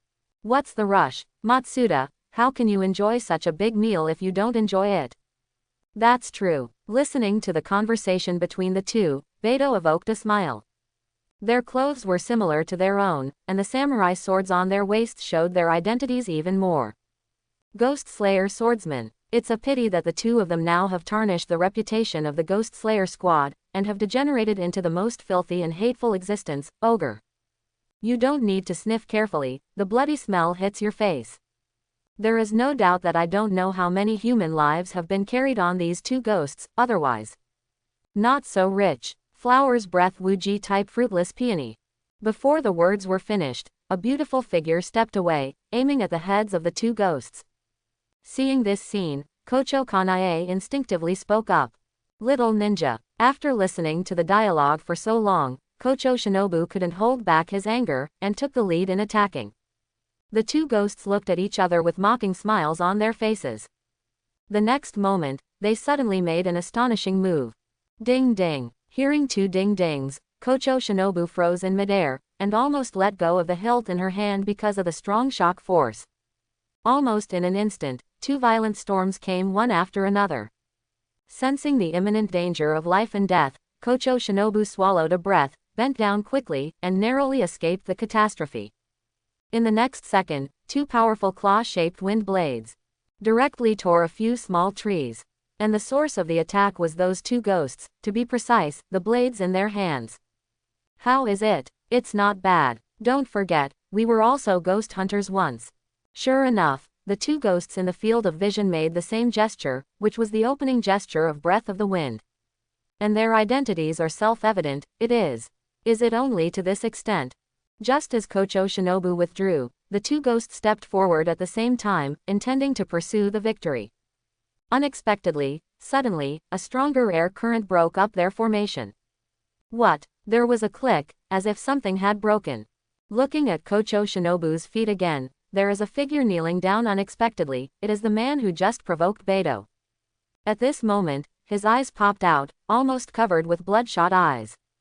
The invisible pressure crushed his spine, and the place where the tearing sound was made just now was his spine. Unfortunately, this is just the beginning. Caw caw caw. Ah, the ogre's eyes widened, showing disbelief, pain and shock on his face. Alternate non-stop. This is not breathing method, but a more powerful force. Finally, the moment the ogre raised its head, it saw a pair of extremely indifferent eyes. Yes, it's you. The pair of lifeless eyes are incompatible with the green face, but it makes people feel unexpectedly harmonious. It seems that Beidou is such a person. Even killing him is an insignificant matter. However, the man was already speechless, not to mention the idea of begging for mercy, and now he couldn't even breathe. Gradually, the bones all over the man's body were crushed into dregs, leaving only a puddle of mud. No. Kanae and Kocho Shinobu watched him quietly, with mixed emotions in their hearts. From the moment he became an ogre, he was doomed to lose the qualification to be sympathized with. No, you can't kill him. We are disciples of Fengju, kill him. Mr. Sakamoto will avenge us. The other surviving ghost suddenly started talking nonsense with a buzzing sound in his head. However, his retreat has already been blocked by the Kocho sisters. The death of these two ogres seems to be a foregone conclusion, but everything is always different. Quote. The next moment, dense voices sounded in the forest. It seems that something is approaching here at high speed. Hearing this voice, Beidou chuckled and said to himself, it's finally here. In an instant, a gust of wind came through the air, rushing towards Beidou, almost tearing everything apart. Whizzing, with the unfathomable speed of the blast, he arrived behind Beidou in just a few breaths. For the sneak attack in the dark, Beidou showed a playful smile. He raised his hand lightly, walked out of the open space, and just escaped the attack.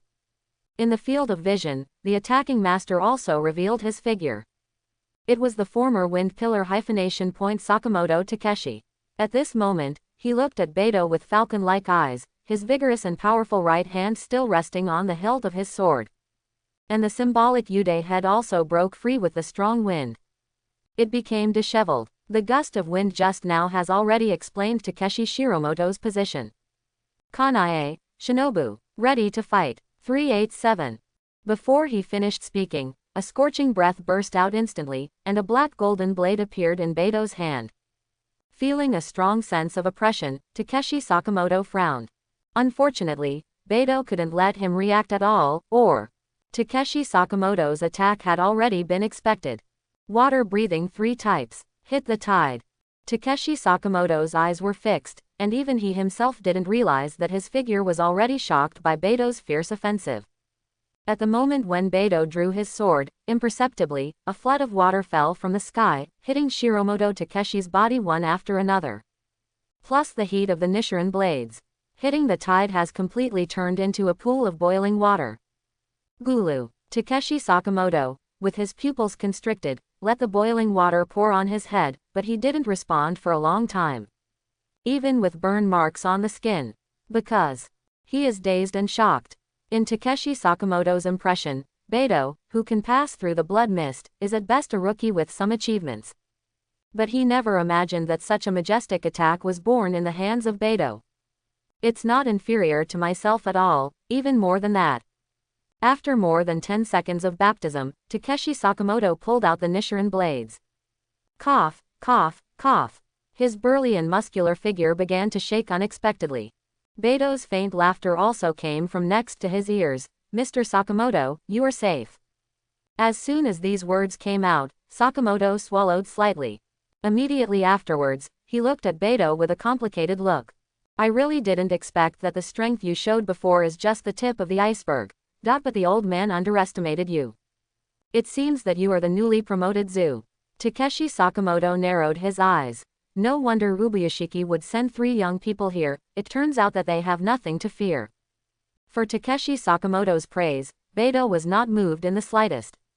The enemy's words, no matter how much they say, are just prayers before death. Mr. Sakamoto, I don't understand. With your status as a pillar of wind, why bother to be with ogres? And judging by your appearance, you are still human. As Beidou spoke, Kanae and Kocho Shinobu were shocked at the same time. What? He's not a ghost. If it wasn't a ghost, why would you still fight us? Faced with the Kocho sisters' astonishment, I saw that Takeshi Sakamoto's face was already cloudy and uncertain. In the end, only a thick firmness remained. Since it was a mistake made by my disciple, I, the master, should settle it myself. There is no need for outsiders like you to intervene. Beidou smiled, didn't waste any more words with him, and directly sacrificed the fiery Nichiren blades. Compared with pointless preaching, he prefers to use violence to solve problems. Take this obsessed old man. Surgery. Young man, I've given you a chance. Because of your wrong choice, you will lose 3 innocent lives. While speaking, Takeya Sakamoto held the Nichiren blades with both hands. It is clearly a combat posture. If you fight, my old bones will not be afraid of you. In an instant, a powerful wind pressure was born from under his feet, and then surrounded Sakamoto Takeshi's body. As the former pillar of style, he has naturally been immersed in this way for a long time. Have enough confidence to beat Beidou. Seeing Takeshi Sakamoto's persistent expression, Beidou understood that he had been possessed. Then, he can only tear up his dream. Whizzing. While Takeshi Sakamoto waved the Nichiren blades, the weird sound of the wind sounded again, and gradually. An inexplicable wind pressure rose, rushing towards Beidou at a certain moment. This changing wind direction is enough to crush the small skills of the 2 ghosts just now. This is the true strength of the wind pillar. It is the breath of the wind, the 3 types. Qinglin Fengshu. I saw 3 claw-shaped wind blades attacking Beidou at the same time. Takeshi Sakamoto's movements were smooth and flowing, leaving only the intention of pure attack. Beidou held the hilt of the sword, and swung a knife from top to bottom, splitting 3 sharp wind blades. However, the so-called Siren Fengshu is just a cover-up. Takeshi Sakamoto's real purpose is to follow up with the pursuit skills. He swung the Nichiren blades one after another, at such a high speed that his hands became unrecognizable. Whenever Takeshi Sakamoto swings once, a gust of wind will be born. In the end, a roaring tornado group was formed. Breath of the wind -7 shape. Strong wind -Tengu wind. Mr. Beidou. Mr. Beidou. The Kocho sisters shrank their pupils at the same time, and wanted to rescue Beidou, but they were trapped under the tree by the strong wind pressure, unable to move at all. In front of Takeshi Sakamoto, who has decades of experience. Their strength, after all, still seems shallow. However, this is far from the end of the story.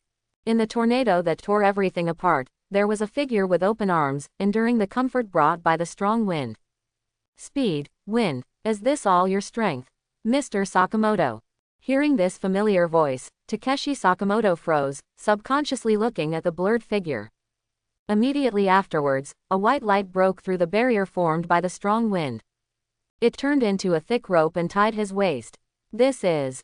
Just when Takeshi Sakamoto was in doubt, as the strength of the source of the rope increased, he could not help but fly towards the storm. Soon, the hurricane turned into a sharp blade, bit by bit. It penetrated his flesh and blood, reaching to the bones. Ah! In the sound of tearing and whistling wind, there was a muffled hum.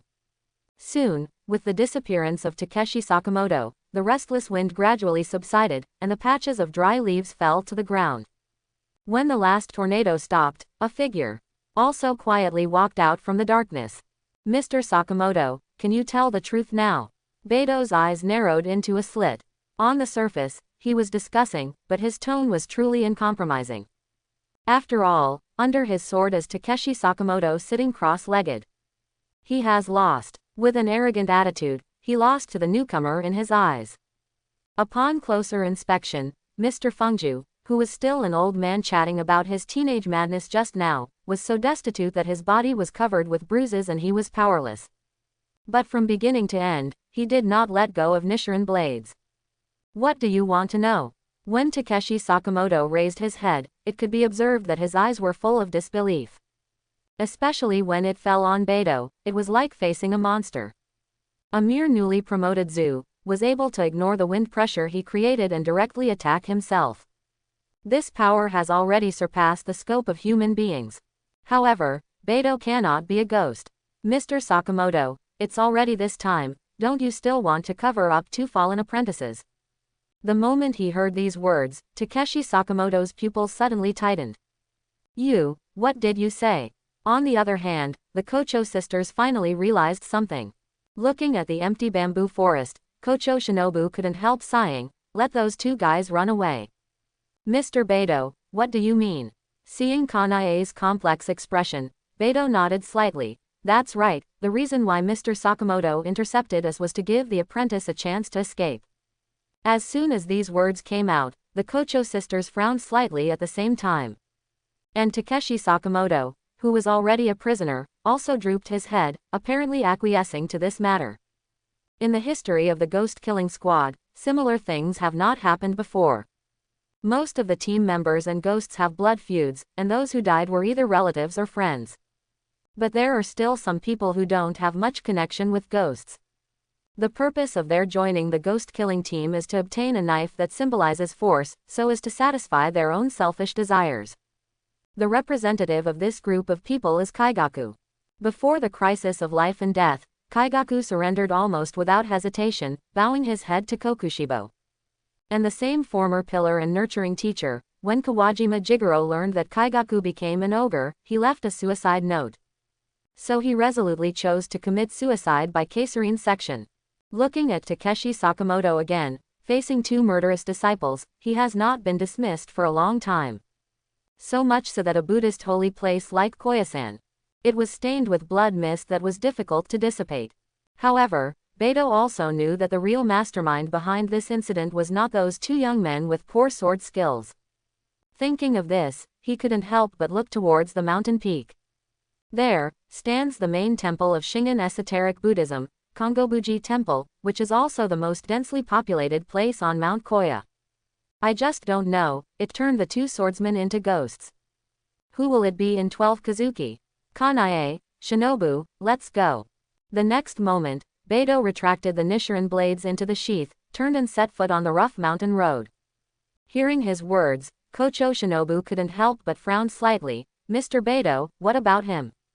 I saw that the green onion finger was pointing at Takeshi Sakamoto. As if thinking of something, Kanae on the side shook her head at her and made a silent gesture. On the other hand, Beidou has no intention of shy away from it. Mr. Sakamoto's life, let's leave it to the ogre. Let him die with dignity. Before the words finished, Beidou disappeared in front of his eyes. Kanae and Kocho Shinobu looked at each other and followed closely. In the chaos, the burly figure shuddered.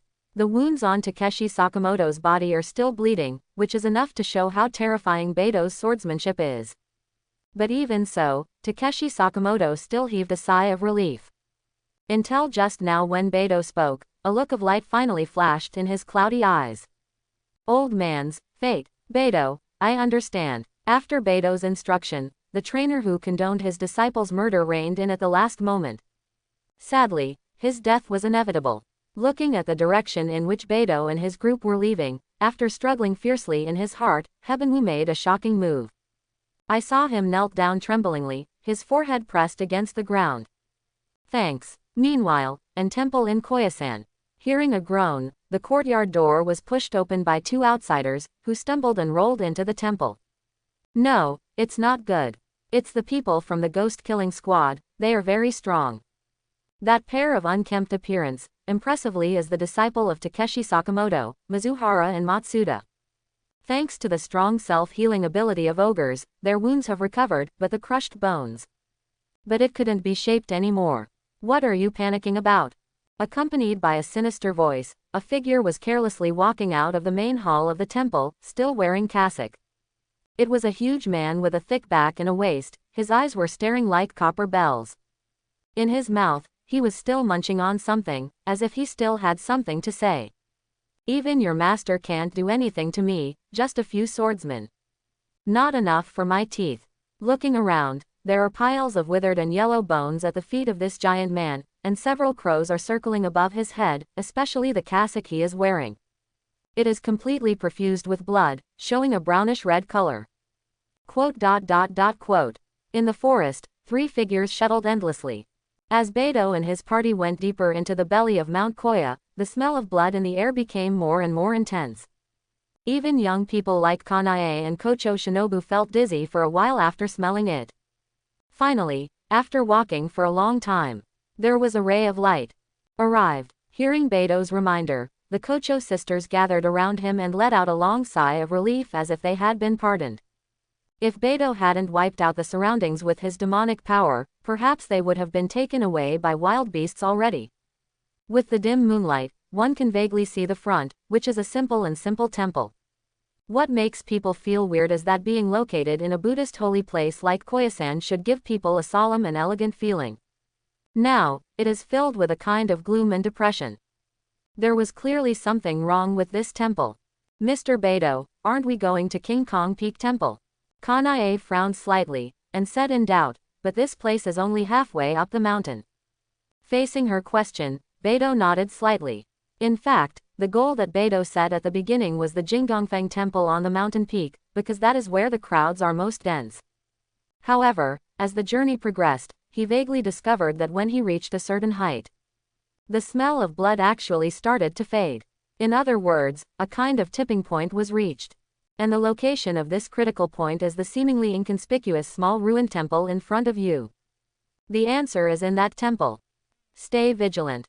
The corner of Beidou's mouth curled up into a smile, and the Kocho sisters behind them looked at each other and involuntarily clenched their rapiers. Hearing a squeak, Beidou gently pushed the door open. In an instant, a gust of blood energy that almost turned into substance rushed towards the face, almost pushing the three of them out of the door.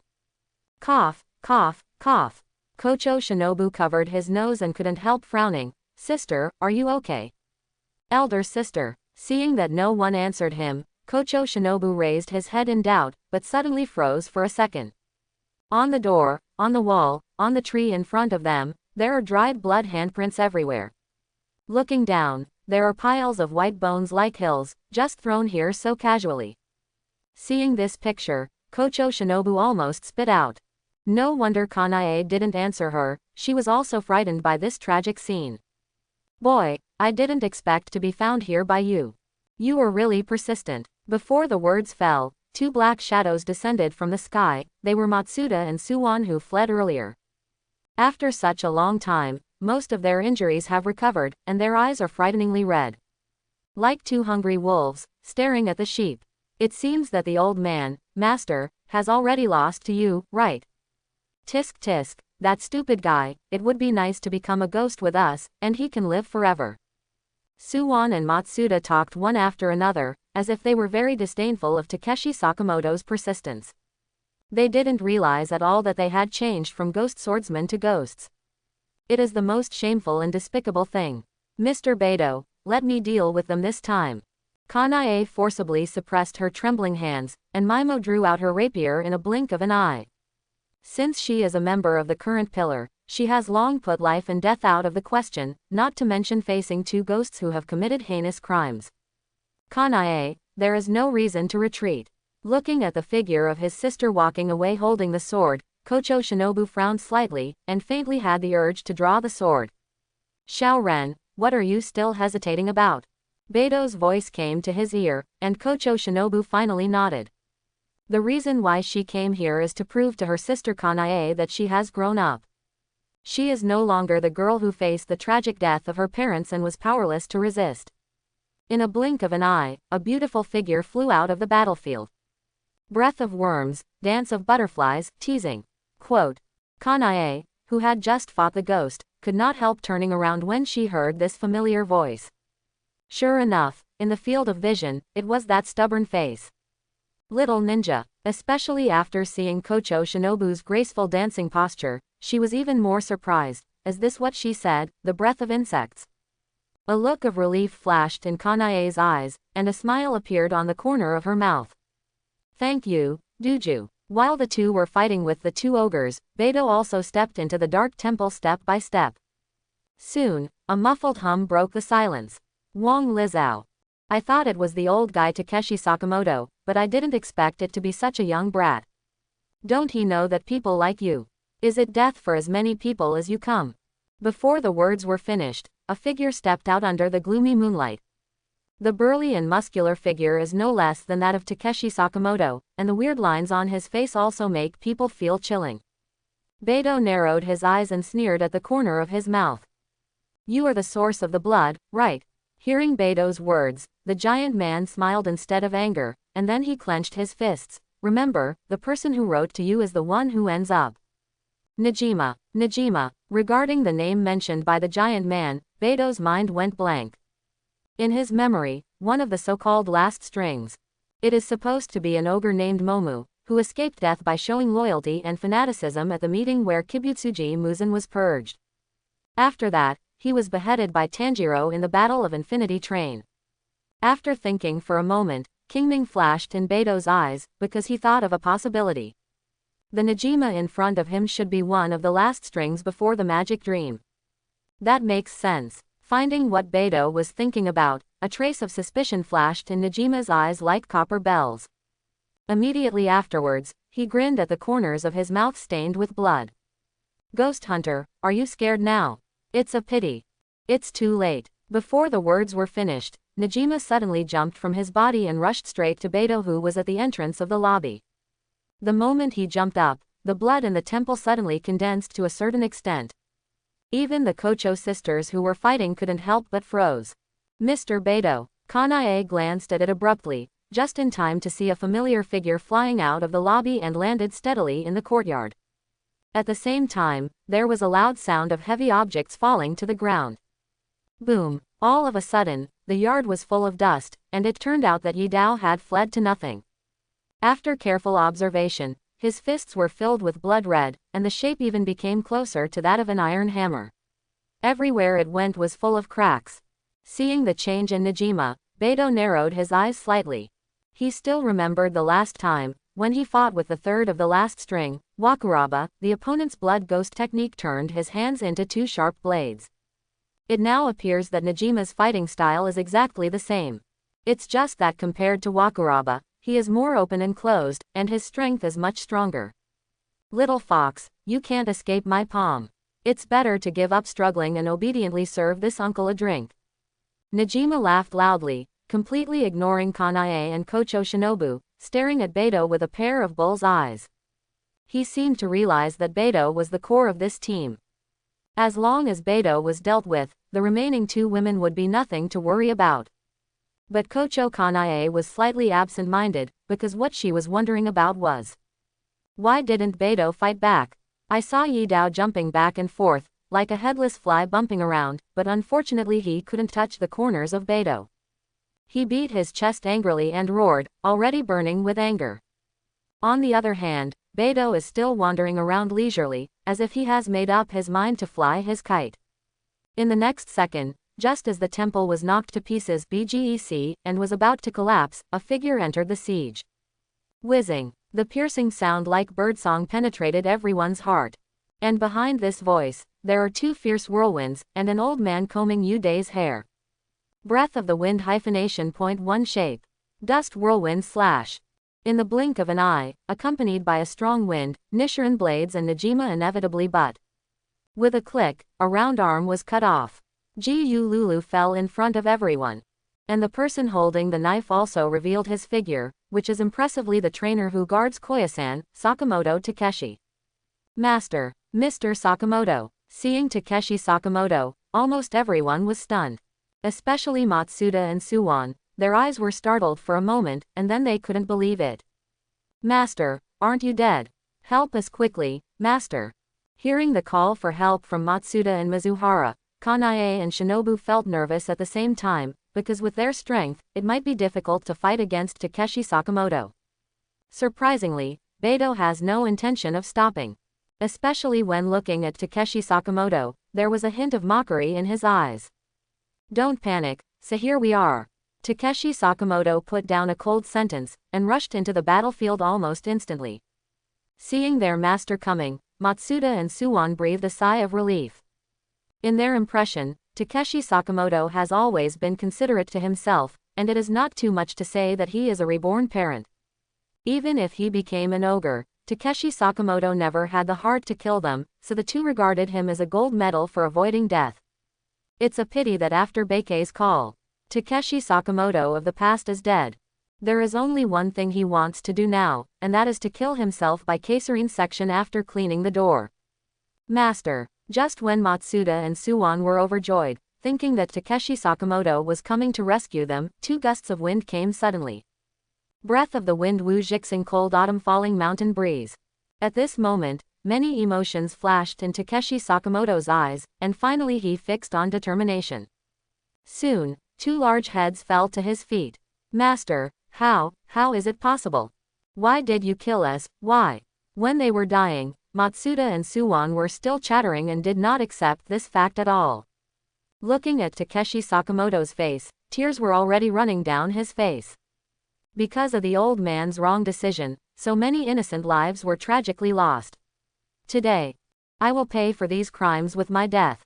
While speaking, Takeshi Sakamoto looked at Beidou, with a look of relief on the corner of his mouth. Boy, thank you. In the old man's wooden house, there will be what you want. After all, Nichiren Blades has already scratched the neck.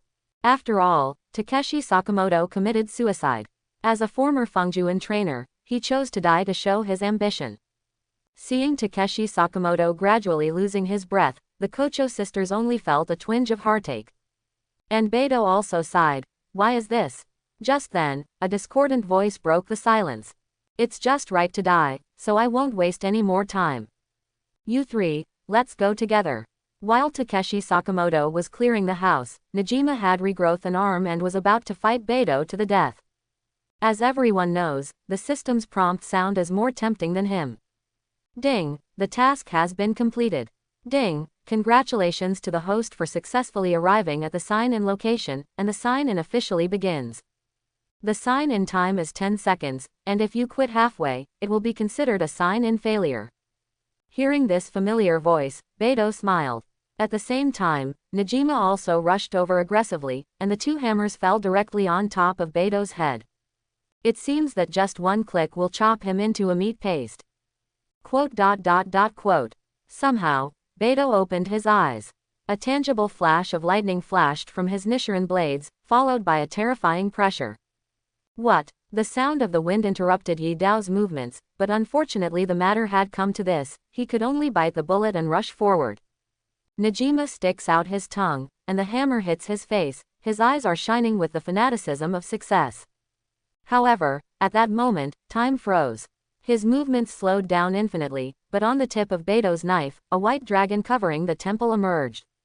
It is Kanglongpo. Rain. Ding. Congratulations to the host, Poor. Mission reward. Movement of light. Boom. In the blink of an eye, electric light danced among Beidou's Nichiren blades, as if a silver dragon was constantly swaying. In the end, it came down with a thunderous force.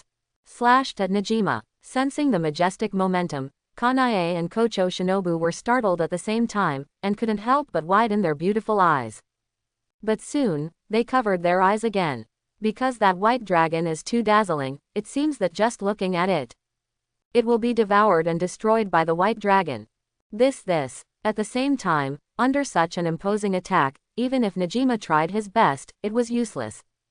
He raised his arms, trying to block with a pair of hammers.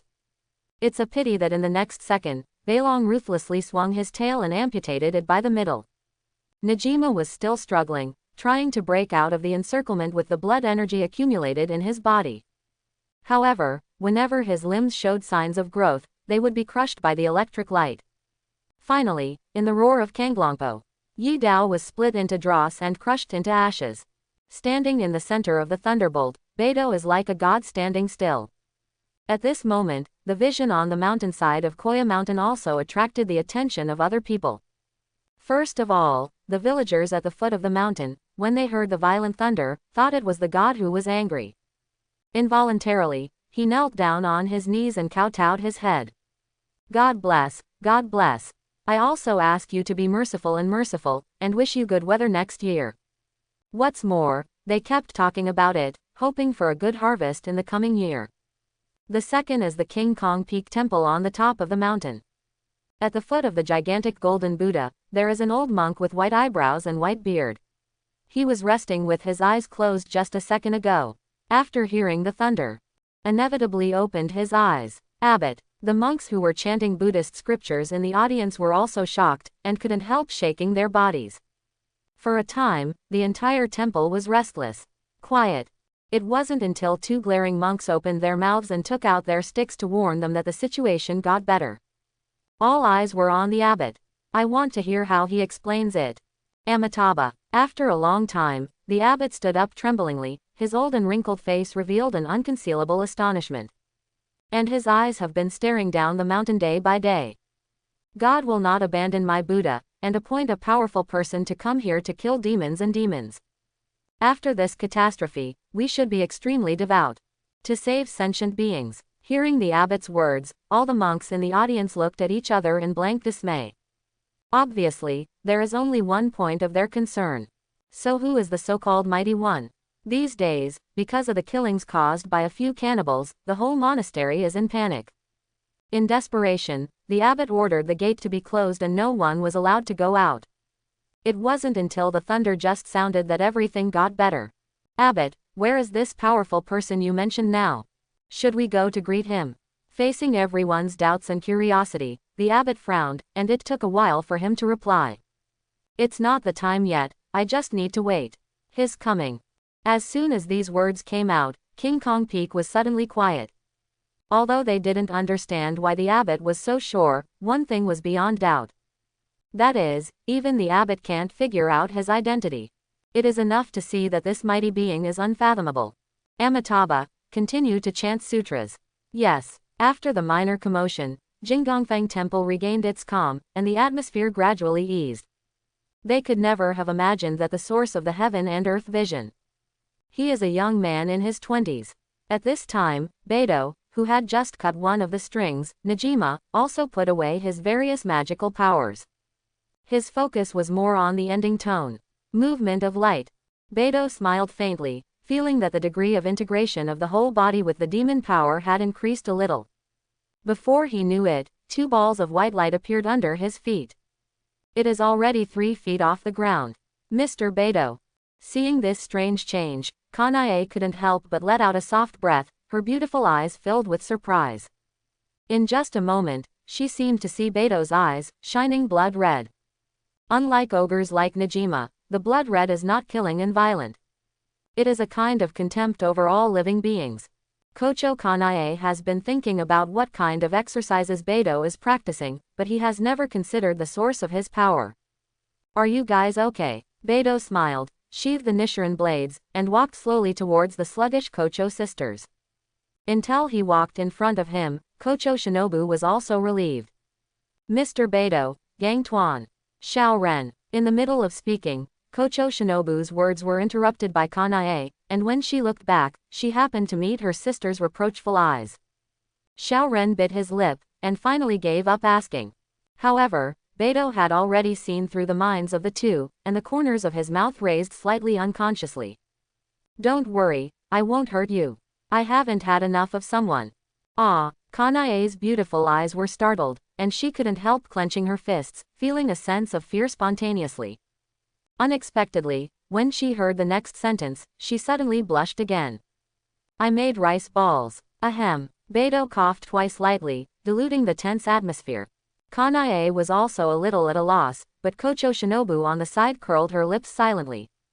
By the way, Mr. Beidou, Mr. Sakamoto seemed to say before he died, what do you want to give you? Looking at the burly body on the ground, Beidou sighed.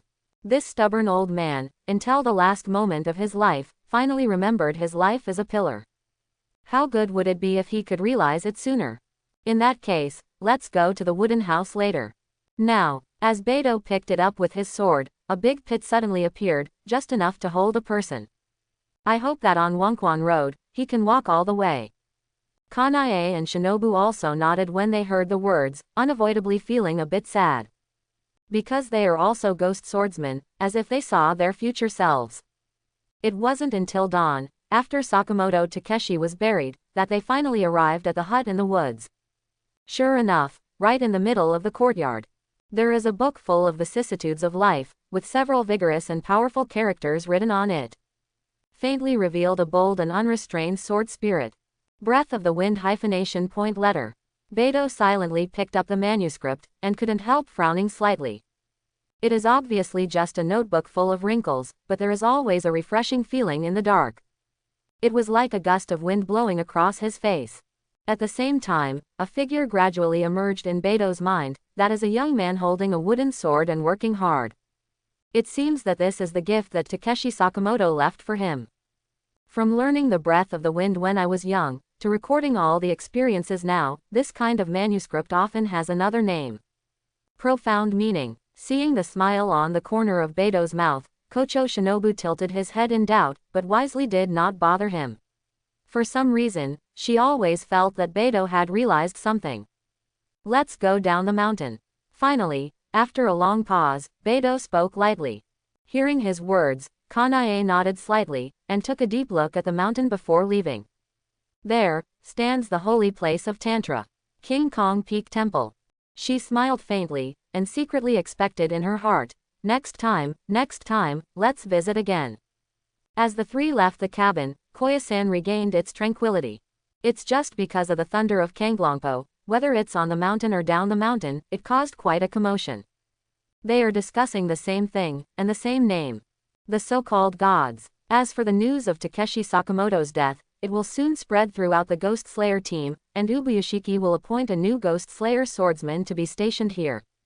Just as the three of them were returning by boat, in the courtyard of the headquarters, Ubuyashiki Kagaya and Rengoku Mojiro sat opposite each other at the table, and their wife Amane was pouring tea for them. Compared with Beto and others, the crow's mouth seems to be faster. My lord father. Hearing this immature voice, the two turned their heads almost at the same time, only to find that it was Korea kneeling at the door. What's the matter, Liza? Ubuyashiki smiled lightly, and immediately heard a reply. I'm sorry, my lord father, for disturbing you and my lord Yenju. It's okay to say something. Yes. Korea paused, and respectfully picked up the creed. According to the news of sending the crow, Lord Yaoju has found out the truth about Mount Koya, but Mr. Sakamoto, the former Fengju, unfortunately died in the battle with ghosts. Hearing this, the atmosphere in the room froze. Especially Rengoku Mojiro's face was filled with disbelief, and then he sighed. Ubuyashiki, on the other hand, just nodded, I see. Master Yaoju and Wazu, you can return to the headquarters tomorrow. After finishing speaking, Korea bowed respectfully and bid farewell to the room. After Amane finished pouring the tea, she also left silently, leaving only the two of them in silence. Ultimately, it was Ubuyashiki who broke the silence. Sure enough, Beto-kun is the most appropriate task to entrust, and only he can properly resolve such a crisis.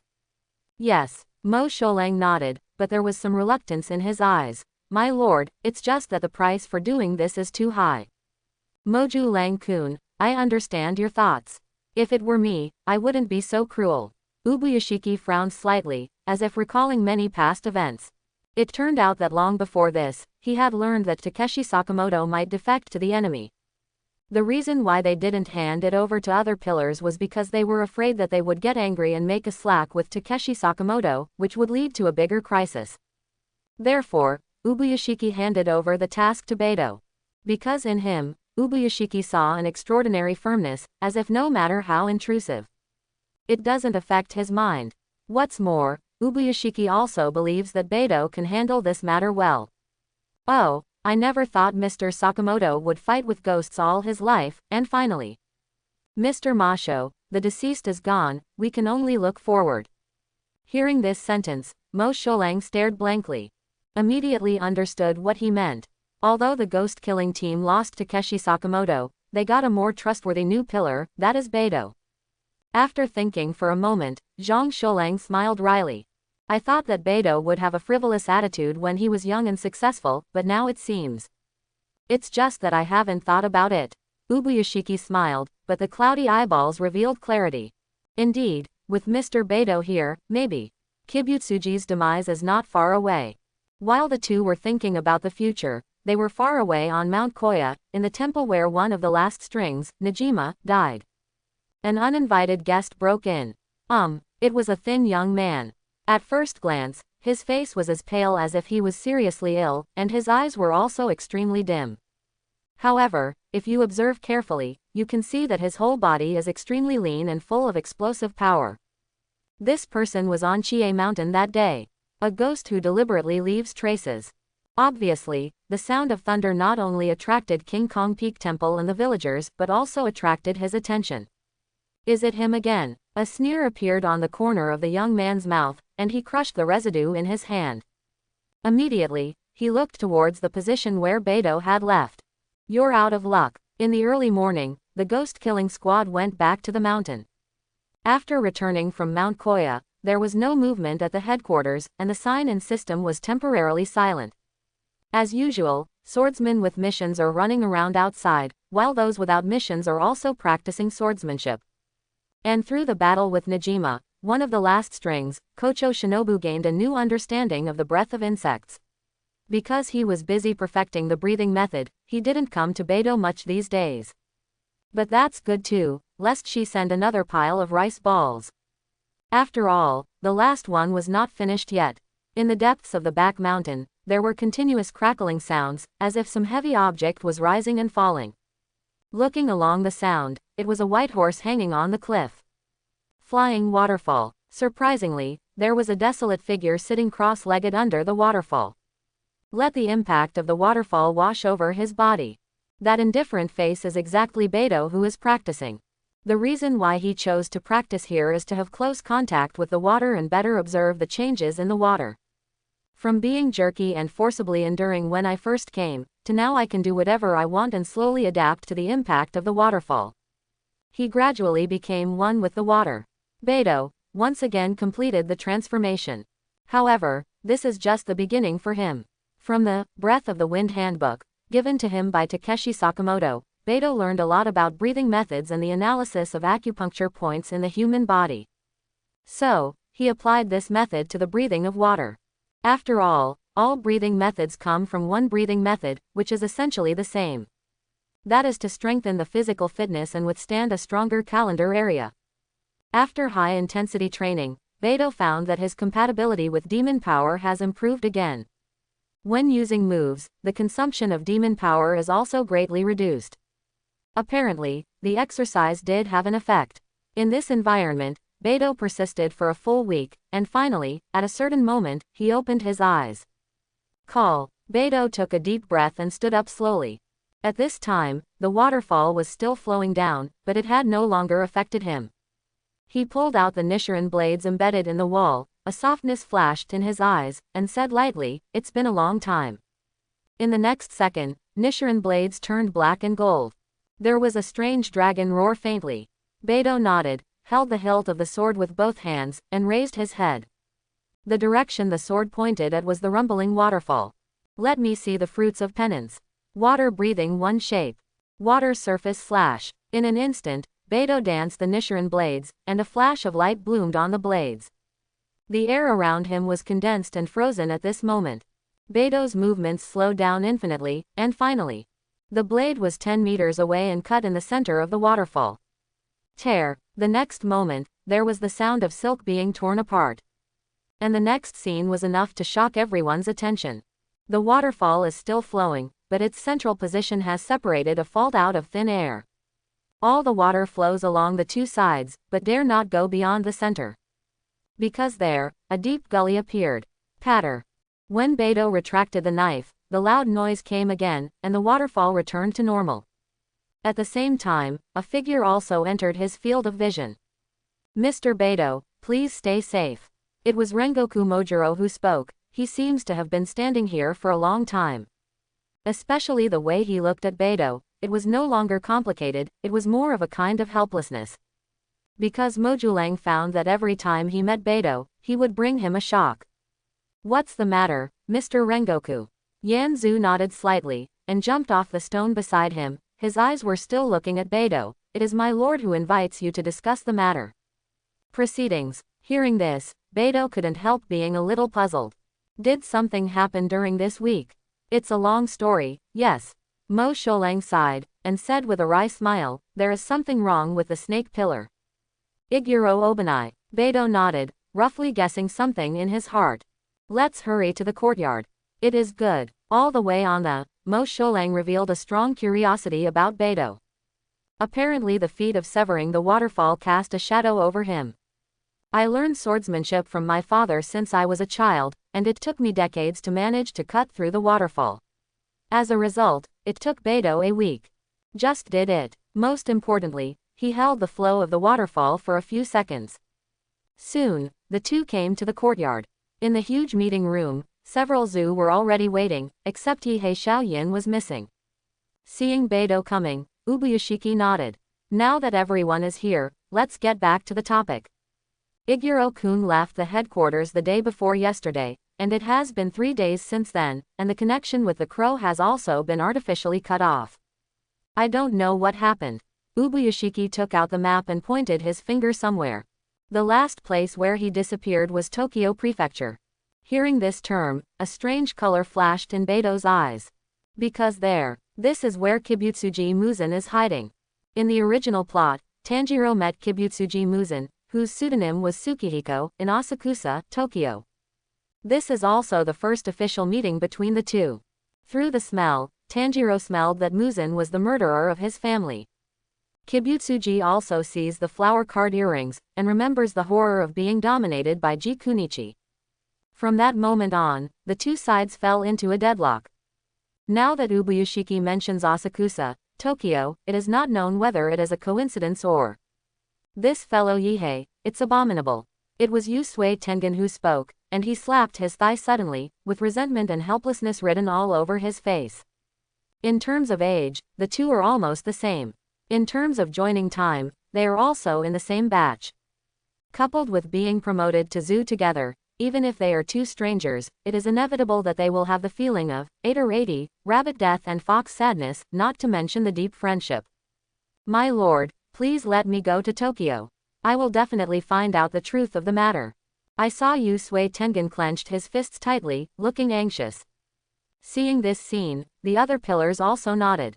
Tengen, stay calm. However, Rengoku Mojiro didn't agree with his initiative to ask for a job. We can understand your feelings, but you have to understand.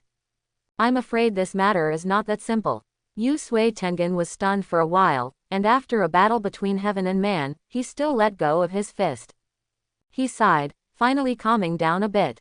Seeing this, Ubuyashiki nodded slightly.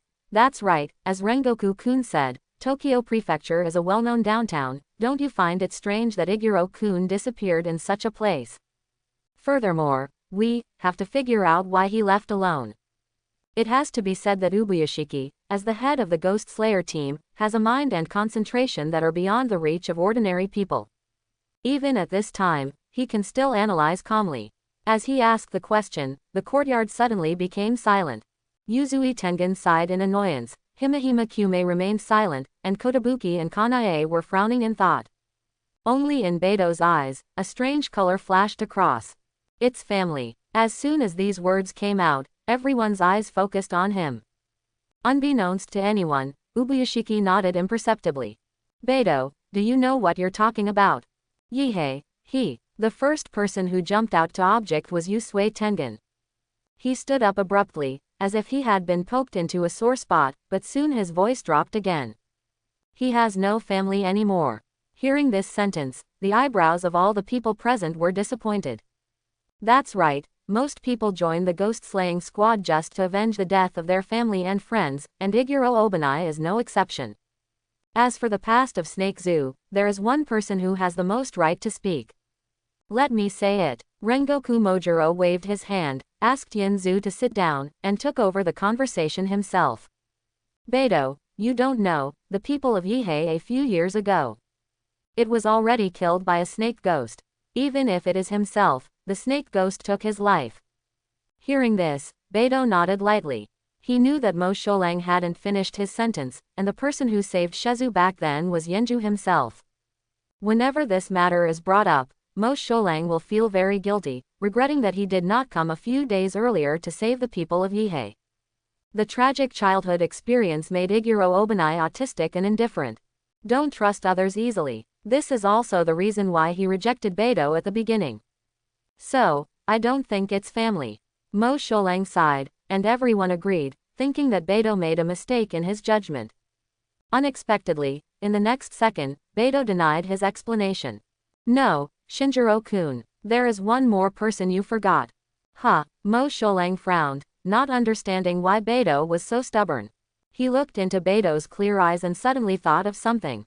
Wait, it seems that there is indeed a person. His cousin. Hearing this sentence, Yusui Tengen was stunned, and the other pillars also widened their eyes.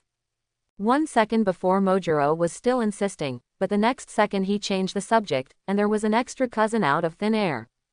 I remembered that she escaped death by hiding in the cellar.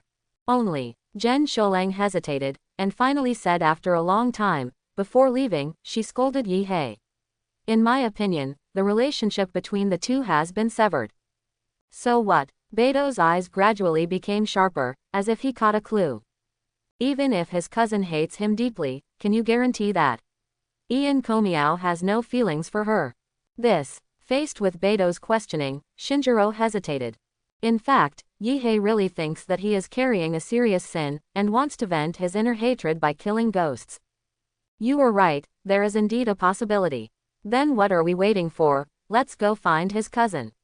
Yu Sui Tengen jumped up and down, visibly anxious. Finally, after taking a deep look at Beto, Ubuyashiki made a decision. Then, let's do what Mr. Beto wants. For this task, the demon pillar is the main task, and the sound pillar is the auxiliary. Regarding Ubuyashiki's decision, Yu Sui Tengen was startled for a moment, and then sank his mind. Since the advanced battle, he has chosen to connect. Unexpectedly, today, it is unavoidable to have an intersection with Beto, and it is as a deputy. Everyone looked at Yin Zhu, afraid of what he might do. Under the watchful eyes of everyone, Yu Sui Tengen spoke in a low voice. He stared into Beto's eyes, and finally lowered his head with his hands on the ground. Please, Zhaojun. Seeing this scene, everyone breathed a sigh of relief. On the other hand, Beto raised the corner of his mouth slightly, because he knew that there was another sentence. If you can't find Yihei, I can't spare you. Sure enough, Yu Sui Tengen is still the same. I hope everyone will support it and subscribe more.